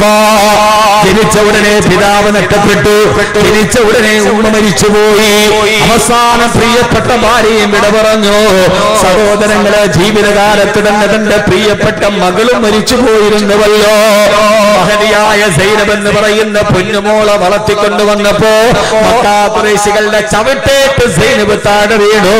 പ്രിയപ്പെട്ട പൊന്നുമോള് സൈനബ് മരിച്ചിട്ട് സൈനബിന്റെ മയ്യത്തെ കബറടക്കാൻ കൊണ്ടുപോയി കബറിലേക്ക് വെക്കുമ്പോ ആ കബറിന്റെ ചാരത്ത് നിന്ന് പൊട്ടിക്കരയുന്ന ഒരു പിതാവിനെ നിങ്ങൾ കണ്ടിട്ടുണ്ടോ? പ്രിയപ്പെട്ട മകൻ നഷ്ടപ്പെട്ടു പോയ പ്രിയപ്പെട്ട മകളുടെ മയ്യത്തെടുത്ത് കബറിലേക്ക് വെച്ചിട്ട് കബറിന്റെ ചാരത്ത് നിന്ന് പൊട്ടിക്കരഞ്ഞ മുസ്തഫ പൊന്നുമോള് സൈനബിനെടുത്ത് കബറിലേക്ക് വെച്ചിട്ട്, അല്ലാഹുവേ, എന്റെ പൊന്നുമോള് സൈനബ് ഒരു പാവമാണല്ലോ, അവരെ നീ കബറിൽ ശിക്ഷിക്കല്ലേ അല്ലാ എന്ന് പൊന്നുമോളെ കബറിലേക്ക് ചേർത്തി വെച്ച് പൊട്ടിക്കരഞ്ഞ മുസ്തഫ എന്ന പിതാവിനെ 2 വയസ്സ് പ്രായമുള്ളപ്പോഴാണ് ഇബ്രാഹിം എന്ന പൊന്നുമോൻ മരിക്കുന്നത്. സഹോദരങ്ങളെ, ഒരു മനുഷ്യ ജീവിതത്തിൽ അനുഭവിക്കേണ്ട പ്രതിസന്ധികൾ മുഴുവനും മുസ്തഫായ നബി തങ്ങൾ അനുഭവിച്ചിട്ടുണ്ട്. 2 വയസ്സുള്ള പൊന്നുമോൻ ഇബ്രാഹിം മരണപ്പെട്ടു പോയി. 2 വയസ്സുള്ള കൺമണിയുടെ മയ്യത്തും കയ്യിൽ പിടിച്ചുകൊണ്ട് നിൽക്കുമ്പോ മറിയത്തിൽ മറുഭാഗത്ത് നിന്ന് പൊട്ടിക്കരയവേ മഹാനായ റസൂലുള്ളാഹി സ്വല്ലല്ലാഹു അലൈഹി വസല്ലമ ഇബ്രാഹീമിന്റെ മയ്യത്ത് ഖബറടക്കുകയാണ്. ഹബീബായ നബി തങ്ങളെ കവിൾത്തടത്തിൽ കണ്ണുനീര് കണ്ടപ്പോ സഹാബത്ത് മുഴുവനും പ്രവാചകരോട് ചോദിക്കുന്ന നബിയേ, അങ്ങ് കരയുന്നോ യാ റസൂലല്ലാഹ്? പൊന്നുമോനെ ഖബറടക്കിയിട്ടല്ലാണ്ട് റസൂല് ദുഃഖം ഘനീഭവിച്ചു നിൽക്കവേ ആ പൊന്നുമോന്റെ ഉമ്മ മാരിയത്തിൽ കിബിത്തിയ കരച്ചിലടക്കിയിട്ടില്ല. വീടിന്റെ മറുഭാഗത്ത് നിന്ന് ഭാര്യയുടെ കരച്ചിൽ കേട്ടപ്പോ പൊന്നുമോന്റെ ഖബറടക്കിയിട്ട് ഉപ്പ് നടത്തിയൊരു പ്രസംഗമുണ്ട് മുഅ്മിനീങ്ങളെ. മദീനത്തെ പള്ളിയുടെ മിമ്പറിലേക്ക് കയറി നിന്നിട്ട് സഹാബത്തിനെ വിളിച്ചുകൂട്ടി എന്റെ പ്രിയപ്പെട്ട ഭാര്യ നിലവിളിക്കുമ്പോ പൊന്നുമോന്റെ മയ്യത്തപ്പുറത്ത് ജന്നത്തുൽ ബഖയിലെ ഖബറടക്കിയിട്ട് മദീനത്തെ പള്ളിയുടെ മിമ്പറിൽ കയറി നിന്നിട്ട് ദുഃഖാർത്തനായ പിതാവിന്റെ പ്രസംഗം നിങ്ങൾ കേട്ടിട്ടുണ്ടോ? ഒരാൾക്ക് പോലും അങ്ങനെ പ്രസംഗിക്കാൻ കഴിയില്ലല്ലോ. ആ സമയത്ത് പ്രസംഗിക്കാൻ കഴിയില്ലല്ലോ. അവരെയൊക്കെ കഴിഞ്ഞ വർഷം നിങ്ങൾക്ക് വാതു പറഞ്ഞു തന്ന എന്റെയും നിങ്ങളുടെയും ഒക്കെ പ്രിയങ്കരനായ എന്റെ പ്രിയപ്പെട്ട സുഹൃത്തിന് ഉഷാദ് വാക്കവി, അദ്ദേഹത്തിന്റെ മകൻ ഒരു അപകടത്തിൽ വെച്ച് മരണപ്പെട്ടിട്ട് കാട്ടുമുറാക്കിലെ ജുമാ മസ്ജിദിന്റെ അകത്തളത്ത് മകന്റെ മയ്യത്തെടുത്ത് വിറങ്ങലിച്ച മയ്യത്തെടുത്ത് വെച്ചിട്ട് അവസാനം അദ്ദേഹത്തിന്റെ മനസ്സ് നിയന്ത്രണം വിട്ടെന്ന് മനസ്സിലായപ്പോ ആ സമയത്തിന്റെ പ്രിയപ്പെട്ട കൂട്ടുകാരനും മനസ്സിനൊരു ബലം നൽകാൻ എല്ലാവരും എന്നോട് പറഞ്ഞു, മയ്യത്ത് വെച്ചിട്ട് കബീർ വാക്കവി നിങ്ങളൊന്ന് പ്രസംഗിക്കണേ. ഞാൻ പറഞ്ഞു, ഇപ്പൊ പ്രസംഗിക്കേണ്ടത് ഞാനല്ല, എന്റെ സുഹൃത്ത് നൗഷാദ് വാക്കവിയുടെ തോളിലേക്ക് കൈയിട്ട് ഞാൻ ആ ദുഃഖാർത്തനായ പിതാവിനെ, ജീവിതത്തിലെ ഏറ്റവും വലിയ മുത്തായി പൊന്നുമോനെ വളർത്തിയ പിതാവിനെ ചേർത്ത് വിളിച്ചിട്ട് ഞാൻ പറഞ്ഞു, വാക്കവി ഞാനല്ല പ്രസംഗിക്കേണ്ടത്, നിങ്ങളിപ്പൊ പ്രസംഗിക്കണം, നിങ്ങളിപ്പൊ പ്രസംഗിക്കണം. നാടിന്റെ നാനാഭാഗത്ത് നിങ്ങളുടെ മകന്റെ മയ്യത്ത് നിസ്കരിക്കാൻ വന്നവരോട് നിങ്ങളൊന്ന് പ്രസംഗിക്കുമോ? ഞാൻ ആ സുഖത്തിന്റെ മനസ്സിന്റെ ദുഃഖമൊന്ന് ലഘൂകരിക്കാൻ നടത്തിയ പരിശ്രമമാണ്.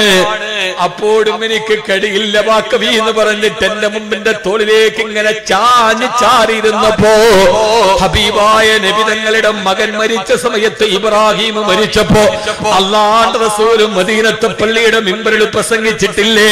കാട്ടുമുറാക്കല് പള്ളിയുടെ മിമ്പറിന് മുമ്പിൽ നിങ്ങളൊന്ന് പ്രസംഗിക്കാൻ പറഞ്ഞത് ഈ സംഭവം ഓർത്തിട്ടാണ്. അല്ലാഹു ആ പൊന്നുമോനെ സ്വർഗത്തിൽ കാണാൻ അല്ലാഹു തൗഫീഖ് നൽകട്ടെ. അല്ലാഹുവേ അല്ലാഹുവേ, ഈ റബീഉൽ അവ്വലിന്റെ രാത്രിയിൽ നിന്നോട് ചോദിക്കുകയാണ്, ഞങ്ങളുടെ കൽബിന്റെ കൺമണികളായ മക്കളെ ഞങ്ങളിൽ നിന്ന് നീ തിരിച്ചെടുക്കല്ലേ അല്ലാഹ്, ഞങ്ങളെ പരീക്ഷിക്കല്ലേ അല്ലാഹ്, ഞങ്ങൾക്ക് പിടിച്ചു നിൽക്കാൻ കഴിയില്ല അല്ലാഹ്. പൊന്നുമോന്റെ മയ്യത്ത് ഖബറടക്കിയിട്ട് ഉമ്മ മാരിയത്തിലേക്ക് ഭിത്തിയുടെ കരച്ചിലടങ്ങാതെ വന്നപ്പോ മദീനത്തെ പള്ളിയുടെ മിമ്പറിന്റെ മുകളിലോട്ട് കയറിയിട്ട് മുഹമ്മദ് നബി മുഹമ്മദ് മുസ്തഫ സല്ലല്ലാഹു അലൈഹി വസല്ലം പ്രസംഗിക്കുകയാണ്. സഹാബാ والليل تدمع والقلب يحزن لا أقول إلا يرضي الرب والقلب يحزن. ഹൃദയത്തിന്റെ ദുഃഖം തീർന്നിട്ടില്ല സഹാബ. എന്റെ മകൻ നഷ്ടപ്പെട്ട വിറങ്ങൽ എന്റെ മനസ്സിൽ നിന്ന് മാറിയിട്ടില്ല സഹാബ. കണ്ണിലെ കണ്ണുനീരുണങ്ങിയിട്ടില്ല സഹാബ. കൽബിലെ വേപതു അടങ്ങിയിട്ടില്ലെങ്കിലും കണ്ണിലെ കണ്ണീര് തോർന്നിട്ടില്ലെങ്കിലും എന്റെ റബ്ബിനോട് എന്റെ അല്ലാഹ് കിട്ടപ്പെടാത്തൊരു വാക്ക് മുഹമ്മദ് പറയില്ല. നീ എന്നോട് ഇതെന്തിന് ചെയ്തു റബ്ബേ, ഞാനെന്ത് തെറ്റ് ചെയ്തു റബ്ബേ? എന്റെ റബ്ബിന് ഇഷ്ടപ്പെടാത്തൊരു വാക്ക് മുഹമ്മദിന്റെ നാവിൽ നിന്ന് വരില്ല. എന്റെ കണ്ണുനീര് കടല് പോലെ ചാലിട്ടൊടുകട്ടെ, എന്റെ ഹൃദയം തിരമാല പോലെ വേപതുവിൽ മുങ്ങട്ടെ. എന്റെ റബ്ബിന് ഇഷ്ടപ്പെടാത്തതൊന്നും ഞാൻ പറയില്ല സഹാബ. ഇതെന്റെ റബ്ബ് നിശ്ചയിച്ചത്, അവൻ എനിക്ക് തന്ന പ്രതിസന്ധിയാണിത്, അവൻ എനിക്ക് നൽകിയ പരീക്ഷണമാണിത്. എന്റെ പരീക്ഷണം എന്റെ ഭർത്താവാണോ ഞാൻ സഹിച്ചു, എന്റെ പരീക്ഷണം എന്റെ ഭാര്യയാണോ എന്റെ റബ്ബ് എനിക്ക് നിശ്ചയിച്ചതാണ്. എന്റെ പരീക്ഷണം എന്റെ മക്കളാണോ എനിക്ക് വേവലാതിയില്ല, വെപ്രാളമില്ല. കാരണം ഇന്നാ ലില്ലാഹി വ ഇന്നാ ഇലൈഹി റാജിഊൻ. ഇന്നാ ലില്ലാഹി നമ്മൾ അല്ലാഹുള്ളതാണ്, വ ഇന്നാ ഇലൈഹി നമ്മൾ അവനിലേക്ക് തിരിച്ചു പോകാനുള്ളതാണ്. പിന്നെ ഈ ഭൗതിക ജീവിതത്തിന്റെ പ്രതിസന്ധികൾക്കും പ്രയാസങ്ങൾക്കും എന്ത് കണക്കാണ് പറയാനുള്ളത്? ഇതാണ് ഞാൻ പറഞ്ഞത്. അനുരാഗം എന്നത് അനുകരണമാണ്. മുഹമ്മദ് എന്ന ഭർത്താവിനെ, മുഹമ്മദ് എന്ന പിതാവിനെ സല്ലല്ലാഹു അലൈഹി വസല്ലം സല്ലല്ലാഹു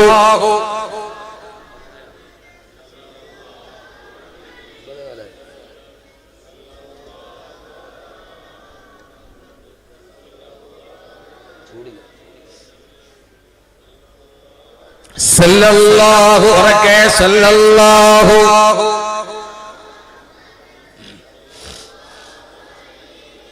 സല്ലല്ലാഹു അലാ മുഹമ്മദ്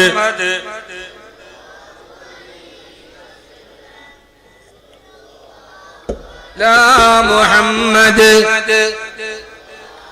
കബി യേ ബുലന്ദി ഹേ കൂഹേ സഫാ ഹേ कभी ये तजल्ली दारे गिरा में कभी ये बुलंदी है कूहे सफा है कभी ये तजल्ली दारे गिरा में ലോകചരിത്രത്തിന് മുന്നോടിയായി നടന്നുപോയി ലോകാവസാനം വരെ വരുന്ന ഈ പച്ചയായ ജീവിതത്തിന്റെ ദുഃഖക്കടലിലൂടെ നടന്നു പോകുന്ന മനുഷ്യനെ അവനെ ജീവിക്കാനുള്ള മുമ്പോട്ട് പോകാനുള്ള പ്രചോദനത്തിന് അത്താണിയായി സ്വന്തം ജീവിതത്തിന്റെ ഭാഷ നമുക്ക് പറഞ്ഞു തന്ന മുസ്തഫ. ചിലപ്പോഴാ ശബ്ദം കേട്ടത് ഹിറാ ഗുഹയിലാണ്, ചിലപ്പോഴാ ശബ്ദം കേട്ടത് ആയിഷയുടെ മടിയിലാണ്, ചിലപ്പോഴാ ശബ്ദം കേട്ടത് ഫാത്തിമയുടെ വീട്ടിലാണ്. ആ പ്രിയപ്പെട്ട പ്രവാചകൻ ഖദീജയുടെ ഭർത്താവായി, ആയിഷയുടെ കളിത്തോടനായി, ഫാത്തിമയുടെ പിതാവായി, ഹസൻ ഹുസൈന്റെ പിതാമഹനായി, സയ്യിദിന്റെ യജമാനനായി, ഉസാമയുടെ വളർത്തു പിതാവായി, ഉമറിന്റെ പരിവർത്തനത്തിന്റെ നായകനായി, ഖാലിദിന്റെ നേതാവായി, ഉസാമയുടെ നിയന്ത്രണമായി, അറേബ്യയുടെ രാജാവായി, മനുഷ്യത്വത്തിന്റെ പ്രവാചകനായി, കുഴിച്ചിടപ്പെട്ട സ്ത്രീത്വത്തിന്റെ വിമോചകനായി, വിയർപ്പുണങ്ങുന്നതിന് മുമ്പ് കൂലി കൊടുക്കണമെന്ന സോഷ്യലിസ്റ്റായി, എല്ലാവരെയും സമനീതിയിൽ കണ്ട രാജാവായി, ഒരു രാഷ്ട്രത്തിന്റെ നീതിയെ പടുത്തുയർത്തിയ ലോകത്തിന്റെ നേതാവായി, പാതിരാത്രിയിൽ മസ്ജിദുൻ നബവിയിൽ പോയി പൊട്ടിക്കരയുന്ന യജമാനന്റെ അടിമയായി, ഖബർസ്ഥാനെ കാണുമ്പോ അവിടേക്ക് സലാം പറഞ്ഞ എളിയ ദാസനായി, മദീനയിലൂടെ നടന്നു പോകുന്നവർ അനാഥകളുടെ സംരക്ഷകനായി, അഗതികളുടെ കേന്ദ്രമായി, നന്മയുടെ ഏറ്റവും വലിയ വാക്കുവൈഭവമായി, ഇത പറയുന്ന നേരെ സമൂഹത്തെ ഓർത്ത് കിന്നനായ ഒരു നേതാവായി, അവസാന ലോകത്തോട് പട്ടിണി കിടന്ന് ഭാര്യയുടെ മടിയിൽ തലവെച്ച് സലാം പറഞ്ഞ് ഇനി പരലോകത്ത് കാണാമെന്ന് പ്രതീക്ഷ നൽകിയ നമ്മുടെ ഹൃദയത്തിന്റെ ഉൾപ്പളകമായി മുസ്തഫ, ഉൾപ്പുളകമായി മുസ്തഫ, ഉള്ളിന്റെ ആനന്ദമായി മുസ്തഫ, ഫാത്തിമയുടെ പിതാവായി മുസ്തഫ സല്ലല്ലാഹു അലൈഹി വസല്ലമ. കുടുംബമെന്ന് പറയുന്ന മനുഷ്യ തലമുറയുടെ അനുസ്യൂതമായ പ്രഭാതത്തിന്റെ അടിത്തറയെ സ്നേഹത്തിന്റെ വീണനാളങ്ങൾ കൊണ്ടെങ്ങനെ കൂട്ടുമുട്ടിക്കണമെന്ന് നമ്മോട് പറഞ്ഞതെന്ന കുടുംബ നായകനായിരുന്നു മുസ്തഫ. ഭാര്യമാരെ തന്റെ ഹൃദയത്തോട് ചേർത്ത് നിർത്തിയ ഭർത്താവ് ഹഫ്സയോട്, ആയിഷയോട്, സൗദയോട്, സൈനബിനോട് ജീവിതത്തിൽ എപ്പോഴും ഭാര്യമാരാണ് എന്റെ ജീവിതത്തിലെ സുഗന്ധം എന്ന് പഠിപ്പിച്ചു കൊടുത്ത 10 മടം നീളമുള്ള 8 മടം വീതിയുള്ള ഒരു കൊച്ചു വീട്ടിൽ ലോകത്തിന്റെ സൗന്ദര്യം പകർന്നെടുത്ത കുടുംബ ജീവിതം നടത്തിയ മുസ്തഫ. അത് മാത്രം പറഞ്ഞ നമുക്ക് പിരിയാ സമയായി, ആയില്ലേ, സമയായില്ലേ, ഞാവുകയുള്ളൂ.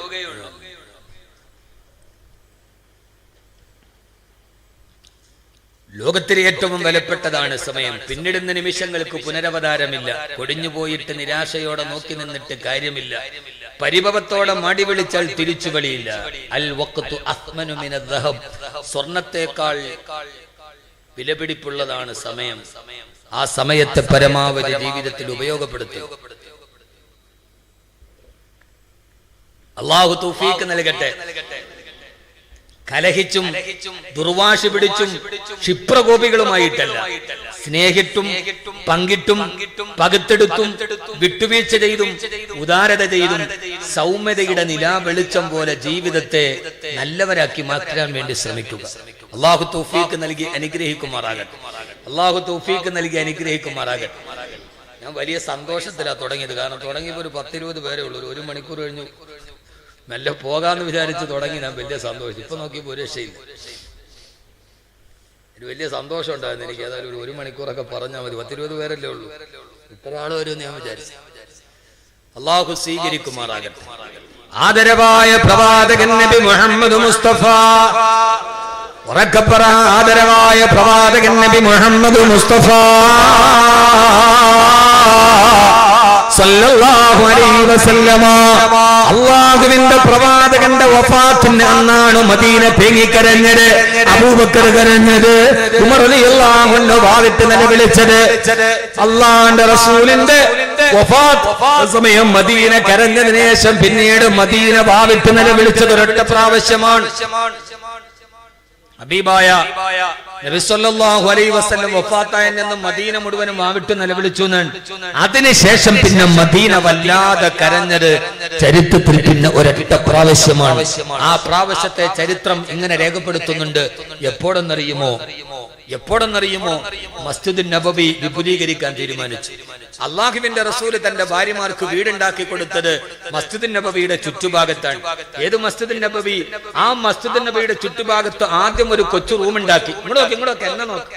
ആദ്യം ഒരു കൊച്ചു റൂം ഉണ്ടാക്കി. 10 മുഴം നീളവും 8 മുഴം വീതിയുമുള്ള ഈത്തപ്പന മരത്തിന്റെ ഓലകൾ ചാരി വെച്ച ഭിത്തിയുള്ള, ആകാശത്ത് മഴ പെയ്താൽ തിമിർത്ത് പെയ്യുന്ന വെള്ളം താഴെ വീടുന്ന ഒരു കൊച്ചു റൂം. 8 മുഴം നീളം, 10 മുഴം വീതി. 8 മുഴം നീളം എന്ന് പറയുമ്പോ എത്ര അടി ഉണ്ടാവും ഹുസൈന്? മേശരിയല്ലേ പറ. 8 മുഴം നീളം എന്ന് പറയുമ്പോ എത്ര അടി ഉണ്ടാവും? 8 അടി. അപ്പൊ ഒരു കൊച്ചു റൂം 10 കെട്ട്. നമ്മുടെ സാധാരണ ഒരു കൊച്ചു റൂം തന്നെ 10ക്ക് 10 10 കെട്ട്. അതിലാണ് അടുക്കള, അതിലാണ് ബെഡ്റൂം, അതിലാണ് സർവ്വതും. ഒരൊറ്റ വീടെന്ന് പറഞ്ഞാൽ ഒറ്റ റൂം. ആദ്യം ഒരു വീടുണ്ടാക്കി. അത് സൗദ റളിയല്ലാഹു അൻഹയ്ക്ക് കൊടുത്തു. രണ്ടാമത്തെ വർഷം അതിനോട് ചേർന്ന് വേറെ റൂം ഉണ്ടാക്കി. അത് സൈനബിന് കൊടുത്തു. 3-ാമത്തെ വർഷം വേറൊരു റൂം ഉണ്ടാക്കി. അത് ഹഫ്സയ്ക്ക് കൊടുത്തു റളിയല്ലാഹു തആല അൻഹുന്ന അജ്മഈൻ. അവർക്ക് ഒരു റൂം മതി. 5-ാം വർഷത്തിലെങ്ങാണ്ടാണ് ആയിഷ ബീവിക്ക് ഒരു വീട് കൊടുക്കണം. 5-ാമത്തെ വർഷം. കാക്ക കൂടുണ്ടാക്കുന്നത് പോലെയാണ് മുത്ത റസൂൽ വീടുണ്ടാക്കിയത് സല്ലല്ലാഹു അലൈഹി വസല്ലം.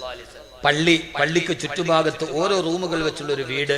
ലോകത്തിലെ ആദ്യത്തെ 1,00,000 വീട് കോളനി മസ്ജിദുൻ നബവിയുടെ ചുറ്റുഭാഗത്താണ്. നമ്മളൊക്കെ കാണുന്ന 1,00,000 വീട് കോളനിയില്ലേ, ആ കോളനിയിലെ വീട് യഥാർത്ഥത്തിൽ ആദ്യം ഉണ്ടായത് മസ്ജിദുൻ നബവിയുടെ ചുറ്റുഭാഗത്താണ്. അതിന്റെ ഉള്ളിലാണ് അവർ ജീവിച്ചത്. ആ വീട് ലോക ചരിത്രത്തിന്റെ വീടായി മാറി. മസ്ജിദുൻ നബവി വിപുലീകരിക്കാൻ തീരുമാനിച്ചു ഖലീഫ അബ്ദുൽ മലിക് ബിൻ മർവാന്റെ കാലഘട്ടത്തിൽ. മസ്ജിദുൻ നബവിയുടെ ആദ്യത്തെ വിപുലീകരണമാണ്. ഖലീഫ അബ്ദുൽ മലിക് ബിൻ മർവാന്റെ കാലഘട്ടത്തിൽ ആദ്യത്തെ വിപുലീകരണം നടക്കുകയാണ് മസ്ജിദുൻ നബവിയുടെ. ഹബീബായ നബി തങ്ങളുടെ മദീനത്തുൻ നബവിക്ക് വലിപ്പം കൂട്ടാൻ പ്രവാചകന്റെ ഭാര്യമാരുടെ വീട് പൊളിക്കാൻ തീരുമാനിച്ചു. ഏത് വീട്? പള്ളിയും വീടും ചേർന്നാണ്. ആ വീടിന് ഒത്തിരി ചരിത്രമുള്ള വീട്. നമ്മുടെ വീട് പോലെയല്ല. അടി ഇടിയും കലഹവും അതൊക്കെ നടന്ന വീടുമാതിരിയല്ല. ആ വീടിന് ഒത്തിരി ചരിത്രമുണ്ട്. പള്ളിയോട് ചേർന്നിട്ടാണ് വീട്. ആയിഷ ബീവി പറയാ, ഒരു ദിവസം റസൂലുള്ളാഹി സ്വല്ലല്ലാഹു അലൈഹി വസല്ലം രണ്ടും കൂടെ കിടന്നുറങ്ങി. രാത്രി എഴുന്നേറ്റ് നോക്കിയപ്പോൾ റസൂലുള്ളാഹിനെ കാണാനില്ല. എനിക്കാകെ ബേജാറായി. എന്നെ ഉറക്കി കടത്തിയിട്ട് എങ്ങോട്ട് പോയി? ഞാൻ 4 പാട് നോക്കി. ഈ പെണ്ണിൻ്റെതായ ഒരു കുശുമ്പ് സ്വഭാവമുണ്ട്. അത് പ്രവാചക പത്നിമാർക്ക് പോലും ഉണ്ടായിരുന്നു. പെണ്ണെന്ന ഹൈസിയത്തിൽ നോക്കിയാൽ മിൻഹൈസു അന്നഹാ ഹിയ ഹിയ എന്നുള്ള ഹൈസിയത്തിൽ കൂടെ നോക്കുമ്പോ അന്നഹു ഹുവ ഹുവ എന്ന് പറയുന്ന മാതിരി ഒരു സ്ത്രൈണത, അതിന്റെ ഒരു സ്വഭാവമുണ്ട്. അതുകൊണ്ടാണല്ലോ ആയിഷ ബീവി ചോദിച്ച് കളവീനെ മറക്കാറായില്ലേ ഇതുവരെ. അപ്പൊ അബ്ദലക്കല്ലാഹു ഖൈറൻ മിൻഹ, എന്നെ പോലെ നല്ല പെണ്ണുങ്ങളെ തന്നിട്ട് ഇപ്പഴാ കിളവിയുടെ കാര്യം പറയും. അത് പോയില്ലേ. അതൊരു പെണ്ണിന്റെ ഒരു സ്വതസിദ്ധ. ഇത് കുശുമ്പ് കുന്നായ്മ ഇതിന് നന്നായിട്ടുണ്ട്. അത് പെണ്ണിപ്പ എത്ര വലിയ ആത്മീയതയിലെത്തിയാൽ, ആണുങ്ങൾക്ക് ഇല്ലെന്ന് വെച്ചാൽ ആണുങ്ങൾക്ക് അത് അത്രയും കാണിക്കില്ല. പെണ്ണിപ്പ എത്ര വലിയ മർത്തബയിലെത്തിയാൽ ഒരു കുശുമ്പെന്ന് പറഞ്ഞൊരു സാധനമുണ്ട്. FW ബെയിൻ എന്ന് പറയുന്ന നോവലിസ്റ്റ് ഉണ്ട്. അദ്ദേഹം പറയുന്നുണ്ട്, ഒരു സാങ്കല്പിക കഥ പറയാം. ഫോർ എക്സാമ്പിൾ, ദൈവം ഓരോ പദാർത്ഥത്തിൽ നിന്ന് മനുഷ്യനെ സൃഷ്ടിച്ചു. ഏറ്റവും അവസാനമാണ് പെണ്ണിനെ സൃഷ്ടിച്ചത്. പെണ്ണിനെ സൃഷ്ടിക്കാൻ വന്നപ്പോ ഈ സൃഷ്ടിക്കുന്ന പദാർത്ഥം തീർന്നുപോയി. അപ്പൊ ദൈവം പെണ്ണിനെ സൃഷ്ടിച്ചത് എങ്ങനെയാണെന്നറിയോ? കാക്കയുടെ കാപട്യവും കൊക്കിന്റെ കപടസന്യാസവും ചന്ദ്രന്റെ സൗന്ദര്യവും കുറുക്കന്റെ ബുദ്ധിയും സിംഹത്തിന്റെ ശൈര്യവും പുലിയുടെ നഖവും കരിയാനയുടെ നെറ്റിപ്പട്ടവും ഒക്കെ ചേർത്ത് വെച്ചിട്ട് ദൈവം സ്ത്രീയെ സൃഷ്ടിച്ചു എന്നാണ്. കൊക്കിന്റെ കപടസന്യാസം, കുറുക്കന്റെ ബുദ്ധി. പെണ്ണുങ്ങൾ വയ്ക്കാറിഞ്ഞതും പൊളിച്ചിട്ട് പോകുന്നു. ഇതാര് പറഞ്ഞതാണ്? FW ബൈ ഞാൻ പറഞ്ഞല്ല, അയാള് വെറുതെ പറഞ്ഞാണ്. അവര് വെറുതെ പറഞ്ഞത്. വള്ളത്തോൾ എന്തൊക്കെ പറഞ്ഞു? വള്ളത്തോൾ പെണ്ണിനെ കുറിച്ച് പറഞ്ഞത്, തക്കമ്പോൾ പറയുവാനുള്ളൊരാ സാമർത്ഥ്യത്തെ തൽക്കാലം നമുക്കെല്ലാം സ്ത്രീയെന്നു വിളിച്ചിടാം എന്നാണ് വള്ളത്തോൾ പറഞ്ഞത്. തിരുവള്ളുവർ കുറച്ചുകൂടി കടന്നാണ് പറഞ്ഞത്, ആറ്റയും നമ്പലാം, പാറ്റയും നമ്പലാം, കരിമ്പുലിയെയും നമ്പലാം, കാട്ടാനയും നമ്പലാം, ചേര ചുറ്റിയ പെണ്ണിനെ നമ്പിനാൽ തണ്ടലാം എന്നാണ് തിരുവള്ളുവർ പറഞ്ഞത്. അതോ ലൈറ്റും വന്നു. പക്ഷേ അല്ലാഹുവിന്റെ റസൂൽ പറഞ്ഞു, അല്ല, ഇതൊക്കെ സാഹിത്യകാരന്മാര് പറഞ്ഞതാണ്. പക്ഷേ അല്ലാഹുവിന്റെ റസൂൽ പറഞ്ഞു, പെണ്ണാരെന്നറിയുമോ? റാഗിബത്തുൻ ഫീ ബൈതി സൗജിഹാ,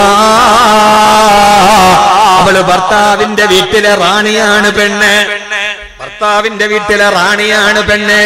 ഇതൊക്കെ വള്ളത്തോള് പറഞ്ഞത്, തിരുവള്ളുവർ പറഞ്ഞത്, തിരുക്കുറല് പറഞ്ഞത് അല്ല സഹോദരങ്ങളെ.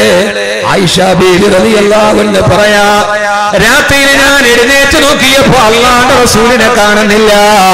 ഞാൻ എഴുന്നേറ്റ് പലയിടത്തും നോക്കി കാണുന്നില്ല. ഞാൻ വിചാരിച്ചു എന്നെ ഉറക്കി കിടത്തിയിട്ട് വേറെ ഭാര്യമാരുടെ വീട്ടിലേക്ക് പോയിട്ടുണ്ടാകുമോ? അടുത്തടുത്താണല്ലോ വീട്.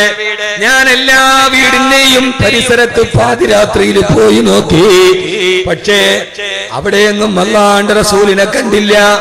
ആ കുസുമെന്ന് ആലോചിച്ച് നോക്ക്. ഞാൻ എല്ലാ വീടിന്റെ മുമ്പിലും പോയി രാത്രി മെല്ലെ മെല്ലെ ഒളിഞ്ഞു നോക്കി, അവിടെ ഒന്നുമില്ല. അവസാനം അല്ലാഹുവിന്റെ റസൂൽ എവിടെ പോയെന്ന് എനിക്ക് സങ്കടമായി. ഇതേവരെ മറ്റു ഭാര്യമാരുടെ വീട്ടിൽ പോയോ എന്ന് സങ്കടമായിരുന്നു, പരിഭവമായിരുന്നു. ഇപ്പൊ ഒരിടത്തും കാണാതെ പാതിരാത്രിയിൽ എന്റെ മുത്തു റസൂൽ എവിടെ എന്നറിയാൻ ഞാൻ ഇങ്ങനെ നോക്കിയപ്പോഴാണ് പെട്ടെന്നൊരു കരച്ചില് കേട്ടത്. നോക്കിയപ്പോ പള്ളിക്കുള്ളിലിരുന്ന് പൊട്ടിക്കരഞ്ഞിട്ട് കരയുകയാണ് മുസ്തഫ. ചുട്ടുപടുത്ത് കിടക്കുന്ന ചീനച്ചട്ടിയിൽ വെള്ളം ഒഴിക്കുന്നത് പോലെ ഹബീബായ നബി തങ്ങൾ തേങ്ങിക്കരയുകയാ. അത് കണ്ടിട്ട് ഞാൻ അവിടെ നിന്നു. അവസാന ഹബീബായ നബി തങ്ങൾ സലാം വീട്ടുന്നത് കണ്ടപ്പോ ഓടിപ്പോയിട്ട് ഞാൻ വീട്ടില് പോയിട്ട് പുതപ്പും പുതച്ചിട്ട് ഒന്നും അറിയാതെ പോലെ മൂടി പുതച്ച് കിടന്നു. അതുവരെ തലയിട്ട് നോക്കി നിന്നു. സലാം വീട്ടി മുസ്തഫ വന്നപ്പോ ഞാൻ വീട്ടിൽ പോയി ആരും അറിയാതെ ഓടി ചെന്നിട്ട് ഞാൻ പുതപ്പ് മൂടിക്കിടന്നു. അനങ്ങാതെ കിടന്നപ്പോ റസൂലുള്ളാഹി വന്നു. പുതപ്പിന്റെ അടിയിലോട്ട് കയറി ഹബീബായ നബി തങ്ങളും കിടന്നു. കുറെ കഴിഞ്ഞപ്പോ അല്ലാഹുവിന്റെ റസൂൽ ചോദിച്ചു, ആയിഷ അദഹബത്ത് ശൈത്താനുക്കി, നിന്റെ ശരീരത്തിൽ കൂടിയ പിശാച് ഇറങ്ങിപ്പോയോ ആയിഷ? ഒന്നും മിണ്ടാതെ അനങ്ങാതെ കിടന്നു.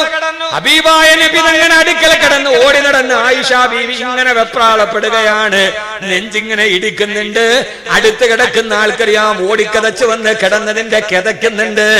ആയിഷ ബീവി പുതപ്പിന്റെ അടിയിൽ കിടന്ന് കിതക്കുകയാണ്. മിണ്ടാതെ കിടക്കുകയാണ്. ഉറക്കം നടിച്ച് പുതപ്പിന്റെ അടിയിൽ നിന്ന് ചോദ്യം വന്നു, ആയിഷ അദഹബത്ത് ശൈത്താനുക്കി, നിന്നെ കൂടിയ പിശാച് പോയോ ആയിഷ? പെണ്ണല്ലേ വിട്ടുകൊടുക്കോ? തിരിച്ചു ചോദിച്ചു, നബിയെ അങ്ങയുടെ കൂടെ കൂടിയ പിശാച് പോയോ? എനിക്ക് മാത്രമല്ലല്ലോ ഇബ്ലീസ് കൂടിയത്, നിങ്ങൾക്കും കൂടിയില്ലേ ഇബ്ലീസ് പോയോ? പുതപ്പിന്റെ അടിയിൽ നിന്ന് ഭർത്താവിന്റെ മറുപടി. മദീനയിലെ 10 മണമുള്ള ഈത്തപ്പന മരത്തിന്റെ കുടിലിൽ നടന്ന ഒരു രാത്രിയിലെ സംഭാഷണമാണിത്. പുതപ്പിന്റെ അടിയിൽ നിന്ന് ആയിഷ, എന്റെ കൂടെ ശൈത്താൻ ഉണ്ടായിരുന്നു, പക്ഷേ വലാകിൻ അസ്ലമ, എന്റെ കൂടെ കൂടിയപ്പോ അവൻ മുസ്ലിമായി. എന്റെ കൂടെ കൂടിയപ്പോ അവൻ മുസ്ലിമായി. ആയിഷ, നിന്റെ കൂടെ കൂടിയ പിശാച് പോയോ? ആയിഷ, അല്ലാഹും അവന്റെ റസൂലും നിന്നെ ചതിക്കുമെന്ന് നീ വിചാരിക്കുന്നു? ആയിഷ, നിന്നെ ഇവിടെ കിടത്തിയിട്ട് ഞാൻ മറ്റൊരു ഭാര്യയുടെ വീട്ടിലേക്ക് പോകുമോ? സഹോദരങ്ങളെ, ഞാൻ പറഞ്ഞത് പാതിരാത്രിയിൽ ഭർത്താവിനെ കാണാതെ തിരയുന്ന ഭാര്യ അയൽവക്കക്കാരന്റെ വീട്ടിലല്ല, മറ്റൊരുത്തന്റെ പുറകിലല്ല, ഹോട്ടലിന്റെ റൂമിലല്ല, മറ്റു ഭാര്യമാരുടെ വീട്ടിൽ പോയോ എന്ന് കരുതി കുശുമ്പോടെ കറങ്ങി നടക്കുമ്പോ അള്ളാനെ ഓർത്ത് നരകമോത്തിട്ട് പള്ളിയിൽ കിടന്ന് പൊട്ടിക്കറിയുന്ന ഭർത്താവിനെ കണ്ട് അവസാനം ഒന്നും സംഭവിക്കാത്തതുപോലെ പുതപ്പിന്റെ അടിയിലും മയങ്ങിക്കിടന്ന ഭാര്യ അടുത്തു വന്ന് കുശലം പറഞ്ഞ ഭർത്താവ്, ഇതെവിടെയാണ് ഉണ്ടായത്? ഈ സ്വർഗം എവിടെയാണ് രൂപാന്തരപ്പെട്ടത്? ഞാൻ പറയുന്നത് ബദറിലെ മുഹമ്മദിനെയല്ല, ഉഹദിലെ മുഹമ്മദിനെയല്ല, ഖന്തക്കിന്റെ മുഹമ്മദിനെയല്ല, സല്ലല്ലാഹു അലൈഹി വസല്ലം ആയിഷയുടെ ഭർത്താവിനെ, ഫാത്തിമയുടെ പിതാവിനെ. ആ ഒരു കൊച്ചു വീട് നേരെന്നറിയുമോ? ആ വീട് പിന്നെ ഖുർആനിൽ ഒരു സൂറത്തിന് പേര് വെച്ചു, സൂറത്തുൽ ഹുജറാത്ത്. ഹുജറാത്ത് എന്ന് പറഞ്ഞാൽ മുറികൾ, വീടുകൾ എന്നല്ല മുറികൾ. മസ്ജിദുൻ നബവിയുടെ ചുറ്റുഭാഗത്ത് 1,00,000 വീട് കോളനി പോലെ പാകി വെച്ച മുറികൾ. ആ മുറികളുടെ ചുമര് പോലും ഖുർആന്റെ ഇതിവൃത്തമായി, ഇന്നല്ലദീന യുനാദൂനക മിൻ വറാഇൽ ഹുജറാത്തി അക്സറുഹും ലാ യഅഖിലൂൻ. ആ ചുമരിന്റെ അടുക്കൽ വന്ന് അങ്ങേ വിളിച്ച ആളുകൾ നബിയെ, ആ വീടിന്റെ ചുമരുകൾ അത് മാർബിളല്ല, അത് ഗ്രാനൈറ്റ് അല്ല, അതിൽ ഗ്ലാഡി ചൈനുകൾ ഉണ്ടായിരുന്നില്ല. ഈത്തപ്പന മരത്തിന്റെ ഓല ചാരി വെച്ച മതിലുകൾ ഖുർആന്റെ വിശേഷമായി. പെങ്ങളെ, നിങ്ങൾക്കറിയുമോ, ഈത്തപ്പന മരത്തിന്റെ ഓലയുടെ മറയായിരുന്നു അവരുടെ വീടെങ്കിലും തന്റെ ഭർത്താവായ റസൂലുള്ളാഹി വരുമ്പോ സൈനബ് റളിയല്ലാഹു തആല അല്ലാഹുവിന്റെ റസൂലിന്റെ വീടിന്റെ ഭിത്തിയിൽ അത്തർ തേക്കുമായിരുന്നത്രേ. അത്തർ എവിടെയാണ് തേച്ചത്? ഈത്തപ്പന മരത്തിന്റെ ഓലക്കാതിൽ അത്തർ തേക്കുമായിരുന്നത്രേ. എന്റെ ഭർത്താവിന് അത്തർ ഇഷ്ടമാണ്. 3 കാര്യങ്ങൾ എനിക്കേറെ പ്രിയങ്കരമാണ്. ഒന്ന് അത്തറാണ്, അത്തർ എനിക്ക് ഇഷ്ടപ്പെട്ടതാണ്. ഭർത്താവ് വരുന്ന സമയത്ത് ഈത്തപ്പന മരത്തിന്റെ ഓലയുടെ ഭിത്തിയിൽ അത്തർ പൂശിയിരുന്നു സൈനബ് റളിയല്ലാഹു അൻഹാ. ഭർത്താവ് വരുമ്പോ അത്തർ പൂശിയ ഭർത്താവിനോടൊത്ത് പുതപ്പിൽ കിടന്ന് കുശലം പറഞ്ഞ കൊച്ചു വീട്, ആ വീട് പൊളിക്കാൻ പോവുകയാണ്, മസ്ജിദുൻ നബവി വിപുലീകരിക്കാൻ. സഈദ് ബിൻ മുസയ്യബ് റളിയല്ലാഹു അൻഹു പറയാണ്, അബ്ദുൽ മലിക് ബിൻ മർവാന്റെ കാലഘട്ടത്തിൽ മസ്ജിദുൻ നബവി വിപുലീകരിക്കാൻ ഹബീബായ നബി തങ്ങളും ഭാര്യമാരും താമസിച്ച വീട് പൊളിച്ചപ്പോ ഞാൻ വിളിച്ചുപോയി, യാ വൈലത്താ, എന്റെ നാശമേ, ഇത് കാണാൻ എനിക്ക് കഴിയുന്നില്ലല്ലോ. ഹബീബായ നബി തങ്ങളുടെ ഭാര്യമാരുടെ വീട് പൊളിച്ചപ്പം മദീന തേങ്ങിക്കരഞ്ഞുപോയി. പട്ടിണി കിടന്ന വീട്, പരിവട്ടത്തിന്റെ വീട്, ജീവിതത്തിന്റെ ദുഃഖത്തിന്റെ കണ്ണീരൊഴുകിയ വീട്. അത് കണ്ടെന്റെ സഹോദരിമാരോട് ഞാൻ അവസാനിപ്പിക്കുകയാണ്. ജീവിതം എന്നത് ഹ്രസ്വമാണ്. അത് കോൺക്രീറ്റ് സൗധത്തിലല്ല, കൊച്ചു വീട്ടിലാണെങ്കിലും അല്ലാഹുവിന്റെ റസൂലും ആയിഷ ബീവി സ്വർഗം പണിതതുപോലെ ആ കൊച്ചു വീട്ടിന്റെ ഉള്ളിൽ മക്കളെ വളർത്തിയതുപോലെ അല്ലാഹുവിന്റെ റസൂലിന്റെ പ്രിയപ്പെട്ട മകൾ വളർന്നതും ആ വീട്ടിലല്ലയോ? മഹാനായ ഹസൻ ബസറി റളിയല്ലാഹു അൻഹു പറയുന്നുണ്ട്, അല്ലാഹുവിന്റെ റസൂലിന്റെ വീട്ടിലാണ് ഞാൻ വളർന്നത്. കൈയൊന്ന് പൊക്കിയാൽ എന്റെ കൈ മേൽക്കൂരയിൽ പതിക്കുമായിരുന്നു, അത്രത്തോളം ചെറുതായിരുന്നു മേൽക്കൂര. അല്ലാഹു നമ്മളെ നല്ല വൃത്താന്തങ്ങൾ പഠിക്കാൻ അല്ലാഹു തൗഫീഖ് നൽകട്ടെ. അവിടെയാണ് ഫാത്തിമ ബീവി വളർന്നത്. ബഹുമാനപ്പെട്ട, എനിക്കേറെ പറയാൻ സമയമില്ല, സമയമേറെ വൈകുകയാണ്. സഹോദരങ്ങളെ, അവിടെയാണ് ഭാര്യ വളർന്നത്, അവിടെയാണ് മകൾ വളർന്നത്, അവിടെയാണ് മകളെ പാഠം പഠിപ്പിച്ചു കൊടുത്തത്. അല്ലാഹുവിന്റെ റസൂലിന്റെ പ്രിയപ്പെട്ട മകൾ ഫാത്തിമ റളിയല്ലാഹു തആല അൻഹാ, അല്ലാഹുവിന്റെ റസൂലിന് ആരംഭമായി നൽകിയ ഫാത്തിമ റളിയല്ലാഹു അൻഹ ഗർഭിണിയായ ഫാത്തിമയ്ക്ക് റുമ്മാമ്പഴം വേണം. അലിയിനോട് പറഞ്ഞ അലിയെ ഒരു റുമ്മാമ്പഴം കൊണ്ടുവരുമോ? പുല്ല് കച്ചവടക്കാരനായ അലിയുടെ കയ്യിലെ ദീർഘമില്ല, റുമ്മാമ്പഴമില്ല. രണ്ടാമത്തെ ദിവസവും പറഞ്ഞ അലിയെ ഗർഭിണിയാണ്, റുമ്മാമ്പഴം കൊണ്ടുവരുമോ? രണ്ടാമത്തെ ദിവസവും റുമ്മാമ്പഴമില്ല. ഗർഭിണിയാണ്. ഈ പെണ്ണുങ്ങള് ഗർഭിണിയാകുമ്പോ അവർക്ക് ചില ആഗ്രഹങ്ങൾ കൂടും. മസാല ദോശ തിന്നണം, പച്ചമാങ്ങ കടിക്കണം, പച്ചപ്പുളി തിന്നണം, ഇങ്ങനെ പലവിധ ആഗ്രഹം പറയും. ആ സമയത്ത് പറയുന്ന ആഗ്രഹം ഒരു ഭർത്താവ് സാധിപ്പിച്ചു കൊടുത്തില്ലെങ്കിൽ പിന്നെ മരിക്കണവരത് പറയുകയും ചെയ്യും. ആ സമയത്ത് 2 പച്ചമാങ്ങ ചോദിച്ചിട്ട് കൊടുത്തില്ലെങ്കിൽ, ആ സമയത്ത് ഒരു ഭർത്താവ് കൊടുത്തില്ലെങ്കിൽ മരിക്കണവരെ പറയും. പിന്നെ അവർക്ക് നീ 100 പവനിട്ട് കൊടുത്താലും നിങ്ങൾ ഇനി എന്തിട്ട് തന്നാലും അന്നത്തെ മസാല ദോശയ്ക്ക് പകരാവില്ല എന്ന് പറയും. അതാണ് ആ കാലഘട്ടത്തിന്റെ ഒരു പ്രത്യേകത. ഗർഭിണിയാണ്, ആഗ്രഹങ്ങൾ ഉണ്ടാവും. അപ്പൊ പോകാൻ നേരത്ത് പറയും നിങ്ങൾ വരുമ്പോ. ഓരോരുത്തർക്കും ഓരോ ചോയ്സാണ്. ചിലർക്ക് മസാല ദോശ ഇഷ്ടമാണ്, ചിലർക്ക് ഭർത്താവിന്റെ മണമേ ഇഷ്ടമല്ല. 9 മാസം അവൻ വരാന്തയിലാണ്. ചില പെണ്ണുങ്ങൾക്ക് അങ്ങനെയാ. അള്ളാഹ് കാക്കട്ടെ. ജവാദോരി ഒച്ചത്തെ ആമീൻ പറയും. ആ അവസ്ഥയിലാ. വെറുതെ അല്ല, ആമീൻ കേട്ടപ്പോഴേ എനിക്ക് മനസ്സിലായി എന്തോ ഉണ്ടെന്ന്.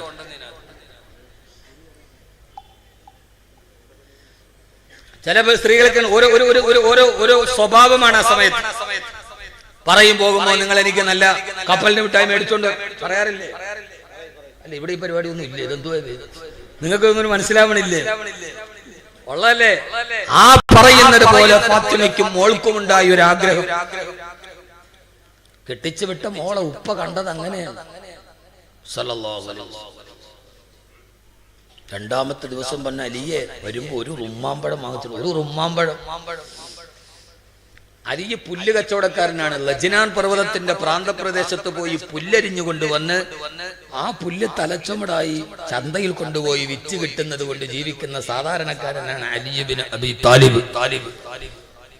അലി ഇബ്നു അബീ താലിബ് റളിയല്ലാഹു തആല അൻഹു മൂന്നാമത്തെ ദിവസവും പറഞ്ഞ അലിയെ റുമ്മാമ്പഴം. മൂന്നാമത്തെ ദിവസവും റുമ്മാമ്പഴമില്ല.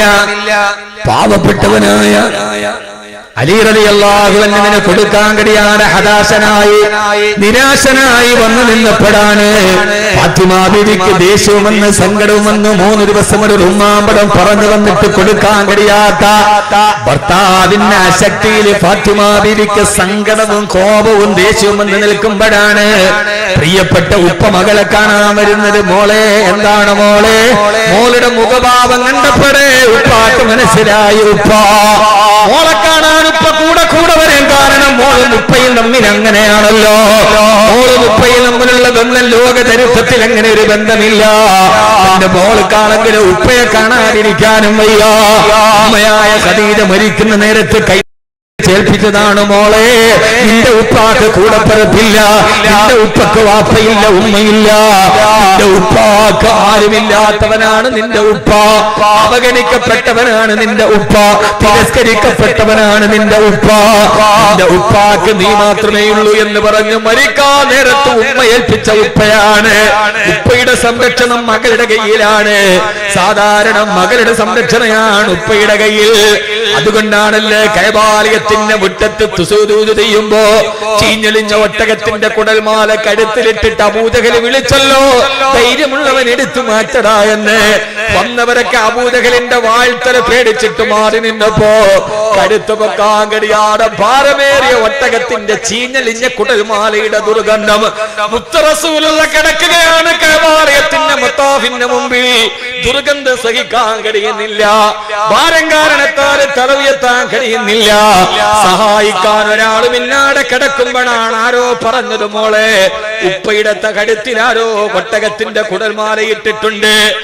ഈത്തപ്പനക്കുടിൽ നിന്ന് പൊന്നുമോള് കരഞ്ഞ് നിലവിളിച്ചു കൊണ്ടോടി അബൂജഹലിന്റെ വാഴ്ത്തല പിന്നെ നിഴലിന്റെ താഴെയോടെ ചെന്ന് കൈബാലയത്തിന്റെ മുറ്റത്ത് കുനിഞ്ഞു കിടക്കുന്ന ഉപ്പാന്റെ കഴുത്തില് ചീഞ്ഞളിഞ്ഞ കുടൽമാല കുഞ്ഞുളം കൈകൾ കൊണ്ട് മെല്ലെ ബന്ധപ്പെട്ട് വിളിച്ചു മാറ്റി. ഉപ്പാന്റെ കയ്യിൽ പിടിച്ചപ്പോ ദുർഗന്ധം ഉപ്പാന്റെ ശരീരത്തിലൂടെ ഒടുകയാണ്. അബൂജഹലിന്റെ മുമ്പിലൂടെ ഉപ്പാന്റെ കയ്യും പിടിച്ചുകൊണ്ട് നടന്ന പാവാടക്കാരി പൊന്നുമോൾ ആ കുഞ്ഞുളം വിരലുകളിൽ തന്റെ ജീവിതത്തിന്റെ ആസ്തി കണ്ടെത്തിയ മുത്ത് റസൂൽ ഉപ്പാന്റെ കൈ പിടിച്ചു മക്കയിലൂടെ നടന്നുപോയി വീട്ടിൽ കൊണ്ടുപോയി വീടിന്റെ മുറ്റത്തിരുത്തി വെള്ളമെടുത്തു കൊണ്ടുവന്ന് ഉമ്മ കുഞ്ഞിനെ കുളിപ്പിക്കുന്നത് പോലെ ഉപ്പാന്റെ തലയിൽ വെള്ളം കോരിയൊടിച്ച് ഉപ്പാനെ കുളിപ്പിച്ച് തോർത്തെടുത്ത് കൊണ്ടുവന്ന ഫാത്തിമ എന്ന മോളെ അള്ളാഹു നമ്മുടെ പൊന്നു പെൺമക്കളെ അങ്ങനെ ആക്കി തരട്ടെ. ആ പൊന്നുമോള് പിന്നെ ഉപ്പയും മകളും തമ്മിലുള്ള ബന്ധം ലോകചരിത്രത്തില് സമാനതകളില്ല. ഇടയ്ക്കിടയ്ക്ക് മോളെ കാണാൻ മുത്ത് റസൂല് വരും. ഗദ്ഗതം നിറഞ്ഞ് ദേശവും സങ്കടത്തിന്റെയും ഭാവത്തിലും മോള് നിൽക്കുന്നത് കണ്ടപ്പോ ഉപ്പ ചോദിച്ചു, മോളെ എന്ത് പറ്റി മോളെ?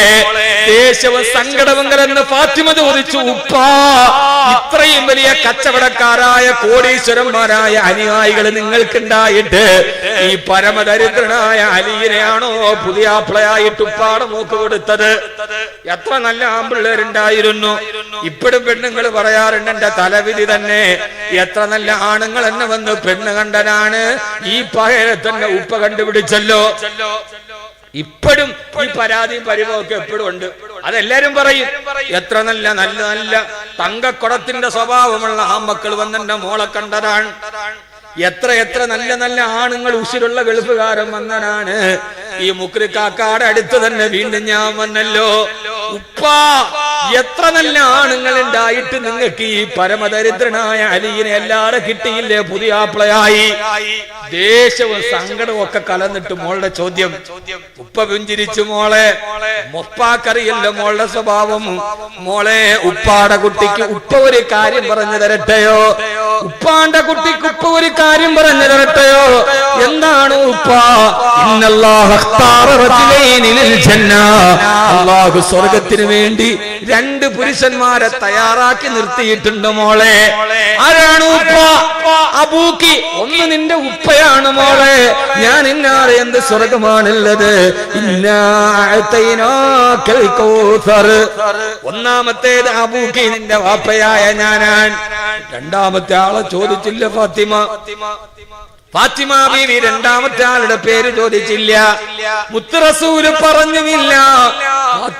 കാത്തിരുന്ന് ക്ഷമ കെട്ടപ്പോ ഫാത്തിമ ബീവി ചോദിച്ചു, ഉപ്പ രണ്ടാമത്തെ ആൾ ആരാണ് ഉപ്പ?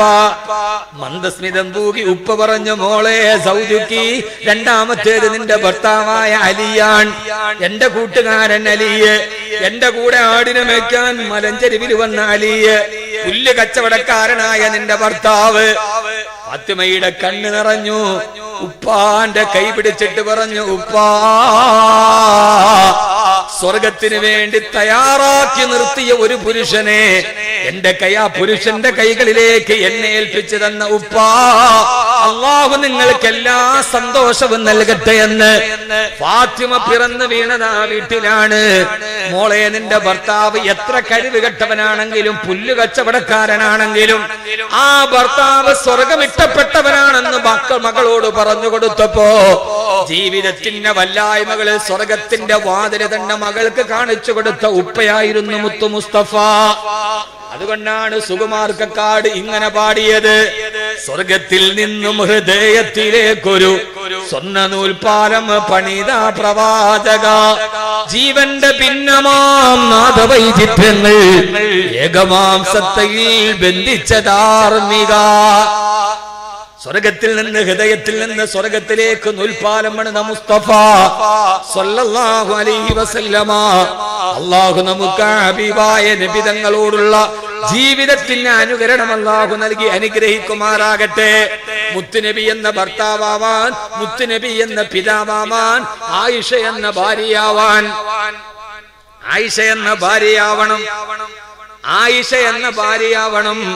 ഹബീബായ നബി തങ്ങൾ പള്ളിയിൽ പോയി തിരിച്ചു വരുമ്പോഴാണ് ബീവി സൈനബ് അല്ലാഹു സുബ്ഹാനഹു വ തആല ഹബീബായ റസൂലുള്ളാഹി സ്വല്ലല്ലാഹു അലൈഹി വസല്ലമയോടുള്ള സ്നേഹവും അനുരാഗവും മാത്രമല്ല അനുകരണവും നമ്മുടെ ജീവിതത്തിൽ അല്ലാഹു നൽകി അനുഗ്രഹിക്കുമാറാകട്ടെ. അല്ലാഹു നൽകി അനുഗ്രഹിക്കുമാറാകട്ടെ. അല്ലാഹു നൽകി അനുഗ്രഹിക്കുമാറാകട്ടെ. എന്റെ പ്രിയപ്പെട്ട സഹോദരങ്ങളെ, ജീവിതത്തിൽ പ്രവാചകൻ സ്വല്ലല്ലാഹു അലൈഹി വസല്ലമ കൊളുത്തി തന്ന ആ വടിയിലൂടെ നടക്കാൻ നമുക്ക് കഴിയേണ്ടതുണ്ട്. ആ വടികളാണ് നമ്മുടെ മുമ്പിൽ തുറന്നു കിടക്കുന്നത്. ഞാനൊരു കാര്യം നിങ്ങളോട് ചോദിച്ച് അവസാനിപ്പിക്കുകയാണ്. ഉപ്പ മരിക്കാൻ വേണ്ടി കിടക്കാൻ മക്കളെ അടുത്ത് വിളിച്ചിട്ട് പറഞ്ഞു, മക്കളെ ഉപ്പ പോവുകയാണ്. ഉപ്പ ഉപ്പാന്റെ കുട്ടികൾ എത്ര നാള് ജീവിച്ചാലും നിങ്ങൾക്ക് ഏത് പ്രയാസവും പ്രതിസന്ധിയും വന്നാലും നിങ്ങൾക്ക് അതിൽ നിന്ന് കരകയറാൻ 2 കാര്യങ്ങൾ നിങ്ങളുടെ കയ്യിൽ ഉപ്പ ഏൽപ്പിച്ചിട്ട് പോവുകയാണ് എന്ന് പറഞ്ഞ് 2 അമൂല്യമായ സമ്മാനം നമ്മുടെ ഉപ്പ മരിക്കാൻ നേരത്ത് നമ്മുടെ കയ്യിൽ തന്നാൽ അത് എന്ത് വില കൊടുത്ത് നമ്മൾ അവസാനം വരെ കാത്തു സൂക്ഷിക്കില്ലേ? ഉപ്പ മരിക്കാൻ നേരത്ത് തന്നൊരു സമ്മാനം അത് അതും വിറ്റുകാശാവും ഇല്ലല്ലോ. ഉപ്പായോട് സ്നേഹമുള്ള ആൾ ഉപ്പ രക്ഷപ്പെടാൻ വേണ്ടി തന്ന 2 കാര്യം എപ്പോഴും മരണം വരെ കഴിയില്ലേ? നമ്മൾ മരിക്കാൻ നേരത്ത് നമ്മുടെ മക്കളോട് പറയില്ല, മക്കളെ ഇത് എന്റെ ഉപ്പ എനിക്ക് തന്നതാണ്, ഇത് ഞാൻ നിങ്ങൾക്ക് തരികയാണ്, എന്ത് പ്രതിസന്ധി പ്രയാസവുമാണ് നിങ്ങൾ ഇത് പിടിച്ചാൽ മതി രക്ഷപ്പെടും എന്ന് പറഞ്ഞ തലമുറ കൈമാറി നമ്മളത് സൂക്ഷിക്കൂലേ? സൂക്ഷിക്കൂല്ലോ? സൂക്ഷിക്കുന്നുണ്ടെങ്കിൽ പ്രശ്നങ്ങളും ഇല്ല സൂക്ഷിക്കൂല്ലോ. അപ്പോ ഉപ്പയെക്കാളും ഉമ്മയെക്കാളും നമുക്ക് സ്നേഹമുള്ള ഒരാളാണെങ്കിലോ, ഉപ്പയെക്കാളും ഉമ്മയെക്കാളും സ്നേഹം നമ്മളോട് കാണിച്ചതാണല്ലോ മുത്തു മുസ്തഫ. അന്ത ഉമ്മുന അമ്മബു മാറൈന ഫീഹിമാ مثل حسنك قط يا سيدي خير النبي. അന്ത ഉമ്മ ഞങ്ങളുടെ ഉമ്മയാണ് നബിയെ, അമ്മ ഭൂതല്ല നിങ്ങളുടെ വാപ്പയാണോ? അങ്ങ് തന്ന സ്നേഹം അവര് 2 ഞങ്ങളെ കണ്ടിട്ടില്ല നബിയെ. ഞങ്ങളുടെ ഉമ്മ മരിക്കാൻ നേരത്ത് നിലവിളിച്ചത് അല്ലാ എന്നാണ്, ഞങ്ങളുടെ ഉപ്പ മരിക്കാൻ നേരത്ത് നിലവിളിച്ചത് മക്കളെ എന്നാണ്, അങ്ങ് മരിക്കാൻ നേരത്ത് നിലവിളിച്ചത് ഞങ്ങളെ എന്നാണല്ലോ നബിയെ. ഉപ്പയെക്കാളും ഉമ്മയെക്കാളും ഞങ്ങളെ സ്നേഹിച്ച നബിയെ. ആ പ്രവാചകൻ ഹജ്ജത്തുൽ വിദാഇന്റെ പ്രഭാഷണത്തിൽ വിട പറയുന്ന നേരം പറഞ്ഞു, സഹാബ ഞാനിതാ വിട പറയുകയാണ്, 2 കാര്യങ്ങൾ നിങ്ങളെ ഞാൻ ഏൽപ്പിക്കുകയാണ്. ഏത് പ്രതിസന്ധി വന്നാലും ഏത് പ്രയാസം വന്നാലും ആ 2 കാര്യങ്ങൾ നിങ്ങൾ മുറുകെ പിടിക്കണേ. ഒരിക്കലും നിങ്ങൾ ഇതിനെ കൈവിട്ട് കളയരുത്. ഒന്നാമത്തേത് അല്ലാഹുവിന്റെ ഖുർആനാണ്, പ്രവാചകന്റെ സുന്നത്താണ്. മരിക്കാൻ നേരത്ത് ഉപ്പയേക്കാൾ സ്നേഹമുള്ള പ്രവാചകൻ നമ്മളെ ഏൽപ്പിച്ചു പോയ അമൂല്യമായ സമ്പത്താണ്. ഒന്ന് കിതാബുല്ലാഹ്, അല്ലാഹുവിന്റെ ഖുർആൻ. ആ ഖുർആനിനെ നമ്മൾ എത്ര മുറുകെ പിടിച്ചിട്ടുണ്ട്? ആ ഖുർആനിനെ മുറുകെ പിടിക്കണം. അതിന്റെ ശ്രമമാണ് നമ്മുടെ നാട്ടിൽ നടക്കുന്ന ഹിഫ്ദുൽ ഖുർആൻ. ഈ വിനീതനാണ് ഇതിന് തുടക്കമിട്ടത് എന്ന കാര്യത്തിൽ എനിക്ക് അഭിമാനമുണ്ട്. ഇന്ന് 30ഓളം വിദ്യാർത്ഥികൾ 40ഓളം വിദ്യാർത്ഥികൾ അവിടെ അല്ലാഹുവിന്റെ ഖുർആൻ പഠിക്കുമ്പോ സഹോദരങ്ങളെ കൊതിയാകുന്നില്ലേ? സഹോദരങ്ങളെ ആഗ്രഹമില്ലേ? അല്ലാഹുവിന്റെ ഖുർആൻ എന്ന ലോകത്തിന്റെ ഏറ്റവും വലിയ നന്മയെ 195 വർഷമാണ് കുരിശു പട്ടാളക്കാർ ഇസ്ലാമിനെ തകർത്തെറിഞ്ഞത്. സുൽത്താൻ സലാഹുദ്ദീൻ അയ്യൂബിയുടെ നാരഘട്ടം വരുന്നതിന് മുമ്പ് 2 നൂറ്റാണ്ടുകളോളം ഇസ്ലാമിനെ തകർത്തെറിഞ്ഞിട്ട് ഇസ്ലാമിന്റെ ഗ്രന്ഥാലയങ്ങൾ മുഴുവനെ കത്തിക്കരിച്ച് ചാമ്പലാക്കി. ആയിരക്കണക്കിന് മസ്ജിദുകളെ കുതിരാലയങ്ങളാക്കി മാറ്റിയിട്ടുണ്ട് കുരിശു പട്ടാളം. അന്ന് ലോകത്തുണ്ടായിരുന്ന മുഴുവൻ ഖുർആനുകളും കത്തിക്കരിച്ച് ചാമ്പലാക്കപ്പെട്ടു. ആദം നബിയുടെ സിട്ടിപ്പിന് ശേഷം ലോകം കണ്ട ഏറ്റവും വലിയ നരനായാട്ടാണ് താർത്താരികളുടെ നരനായാട്ട്. മലവെള്ളപ്പാച്ചില് പോലെ പടയാളികൾ ഇറങ്ങിയിട്ട് അഫ്ഗാനിസ്ഥാൻ മുതൽ ഈജിപ്ത് വരെ നീണ്ടു നിൽക്കുന്ന ഇസ്ലാമിക സമൂഹത്തെ തകർത്ത് തരിപ്പണമാക്കി. ലക്ഷക്കണക്കിന് ഖുർആനുകളെ കത്തിക്കരിച്ച് ചാമ്പലാക്കി. ഇനി നിങ്ങളെന്ന് ആലോചിക്കുക, ലോകത്തുള്ള മുഴുവൻ ഖുർആനുകളും കത്തിക്കരിച്ച് ചാമ്പലാക്കിയാലും ഖുർആൻ അല്ലാഹുവിന്റെ കലാമില്ലാതാകുമോ? ആയിരക്കണക്കിന് പിഞ്ചു മക്കളുടെ ഹൃദയത്തിന്റെ ഉള്ളിൽ ലോകത്തിന്റെ അത്ഭുതമായ ഖുർആന്റെ പ്രത്യേകത, വലഖദ് യസ്സർനൽ ഖുർആന ലിദ്ദിക്രി ഫഹൽ മിൻ മുദ്ദക്കിർ. ഈ ഖുർആൻ എത്ര എളുപ്പമാക്കിയാണ് നിങ്ങൾക്ക് ഞാൻ തന്നത്. 5 വയസ്സുള്ളവന്റെ ഹൃദയത്തിലും ഖുർആൻ ഒളിച്ചിരിക്കും, 60 വയസ്സുള്ളവന്റെ ഹൃദയത്തിലും ഖുർആൻ ഒളിച്ചിരിക്കും. തന്റെ ബാല്യത്തിൽ അല്ലാഹു നൽകിയ മാനസിക വൈകല്യത്തിന്റെ ഇടയിലും ഇന്നലെ വർക്കലക്കാരൻ മുഹമ്മദ് എന്ന ബുദ്ധി വൈകല്യമുള്ള കുട്ടിയുടെ മനസ്സിന്റെ ഉള്ളിലും ഖുർആൻ ഒളിച്ചിരിക്കുന്നുണ്ട്. വലഖദ് യസ്സർനൽ ഖുർആൻ. ഈ ഖുർആൻ എത്ര എളുപ്പമാക്കിയായിട്ടാണ് നിങ്ങൾക്ക് നൽകിയത്. അതുകൊണ്ട് നമ്മുടെ മക്കൾ ഹാഫിളീങ്ങൾ എന്ന് പറഞ്ഞാൽ അതിന്റെ അർത്ഥം അവർ അല്ലാഹുവിന്റെ ഖുർആനിന്റെ കാവൽക്കാരായി, അവരുടെ ഹൃദയത്തിലാണ് ഖുർആൻ ഒളിപ്പിച്ചു വെച്ചിരിക്കുന്നത്. അല്ലാഹു നമ്മുടെ മക്കളെ ഹാഫിളീങ്ങളാക്കി തരട്ടെ. 40 ഹിഫ്ള് വിദ്യാർത്ഥികൾ, 40 ഹാഫിളീങ്ങളൊന്നും എന്നെ ഹാഫിളായി എന്നല്ല, ഉമ്മാന്റെ തലേ കിരീടം വെച്ചെന്നല്ല, അള്ളാഹുടെ ഖുർആനിന്റെ കാവൽക്കാരായി അവർ. അള്ളാഹു ആ ഖുർആനെ നിലനിർത്തുന്നത് ഇവരുടെ ഹൃദയത്തിലൂടെയാണ്. അള്ളാഹു അതിനെ അവസാനം വരെ അള്ളാഹു നിലനിർത്തി അനുഗ്രഹിക്കുമാറാകട്ടെ. 40 കുട്ടികളുണ്ട്. അതിന്റെ തുടക്കക്കാരൻ ഞാനാണെന്ന കാര്യത്തിൽ എനിക്ക് വലിയ ചാരിതാർത്ഥ്യമുണ്ട്. അൽഹംദുലില്ലാഹ് കേരളത്തിൽ ഞാൻ വഅദ് പറഞ്ഞ് 10,000-കണക്കിന് കുട്ടികൾ ഹാഫിളാവാൻ വേണ്ടി പോയിട്ടുണ്ട്. എപ്പോഴും ഉസ്താദന്മാർ എന്നോട് തോളത്തിട്ട് പറയും, കുട്ടി നിന്റെ വഅദ് കേട്ടിട്ടാണ് ഹാഫിളാകണമെന്നുള്ളൊരു മോഹം മനസ്സിലുണ്ടായത്. അൽഹംദുലില്ലാഹ് സന്തോഷം, അള്ളാഹു സ്വീകരിക്കട്ടെ. പക്ഷെ തുടങ്ങാൻ എളുപ്പമാണ്, നിലനിർത്തിക്കൊണ്ടുപോകാൻ ബുദ്ധിമുട്ടാണ്. നിലനിർത്തിക്കൊണ്ടുപോകാൻ ശ്രമിക്കണം എന്ന് മാത്രമേ എനിക്ക് പറയാനുള്ളൂ. തുടങ്ങാൻ ഒരു ബുദ്ധിമുട്ടില്ല. നാളെ ഒരു ഹിഫ്ള് കോളേജ് തുടങ്ങണമെന്ന് അഡ്മിഷൻ വിളിച്ചാൽ 40 അല്ല 400 കുട്ടികൾ വരും. പക്ഷേ അത് പോറലേൽക്കാതെ അവസാനം വരെ നിലനിർത്തുക എന്നതാണ് ഏറ്റവും പ്രധാനപ്പെട്ട വിഷയം. അള്ളാഹു നമ്മളെ സ്വീകരിക്കുമാറാകട്ടെ.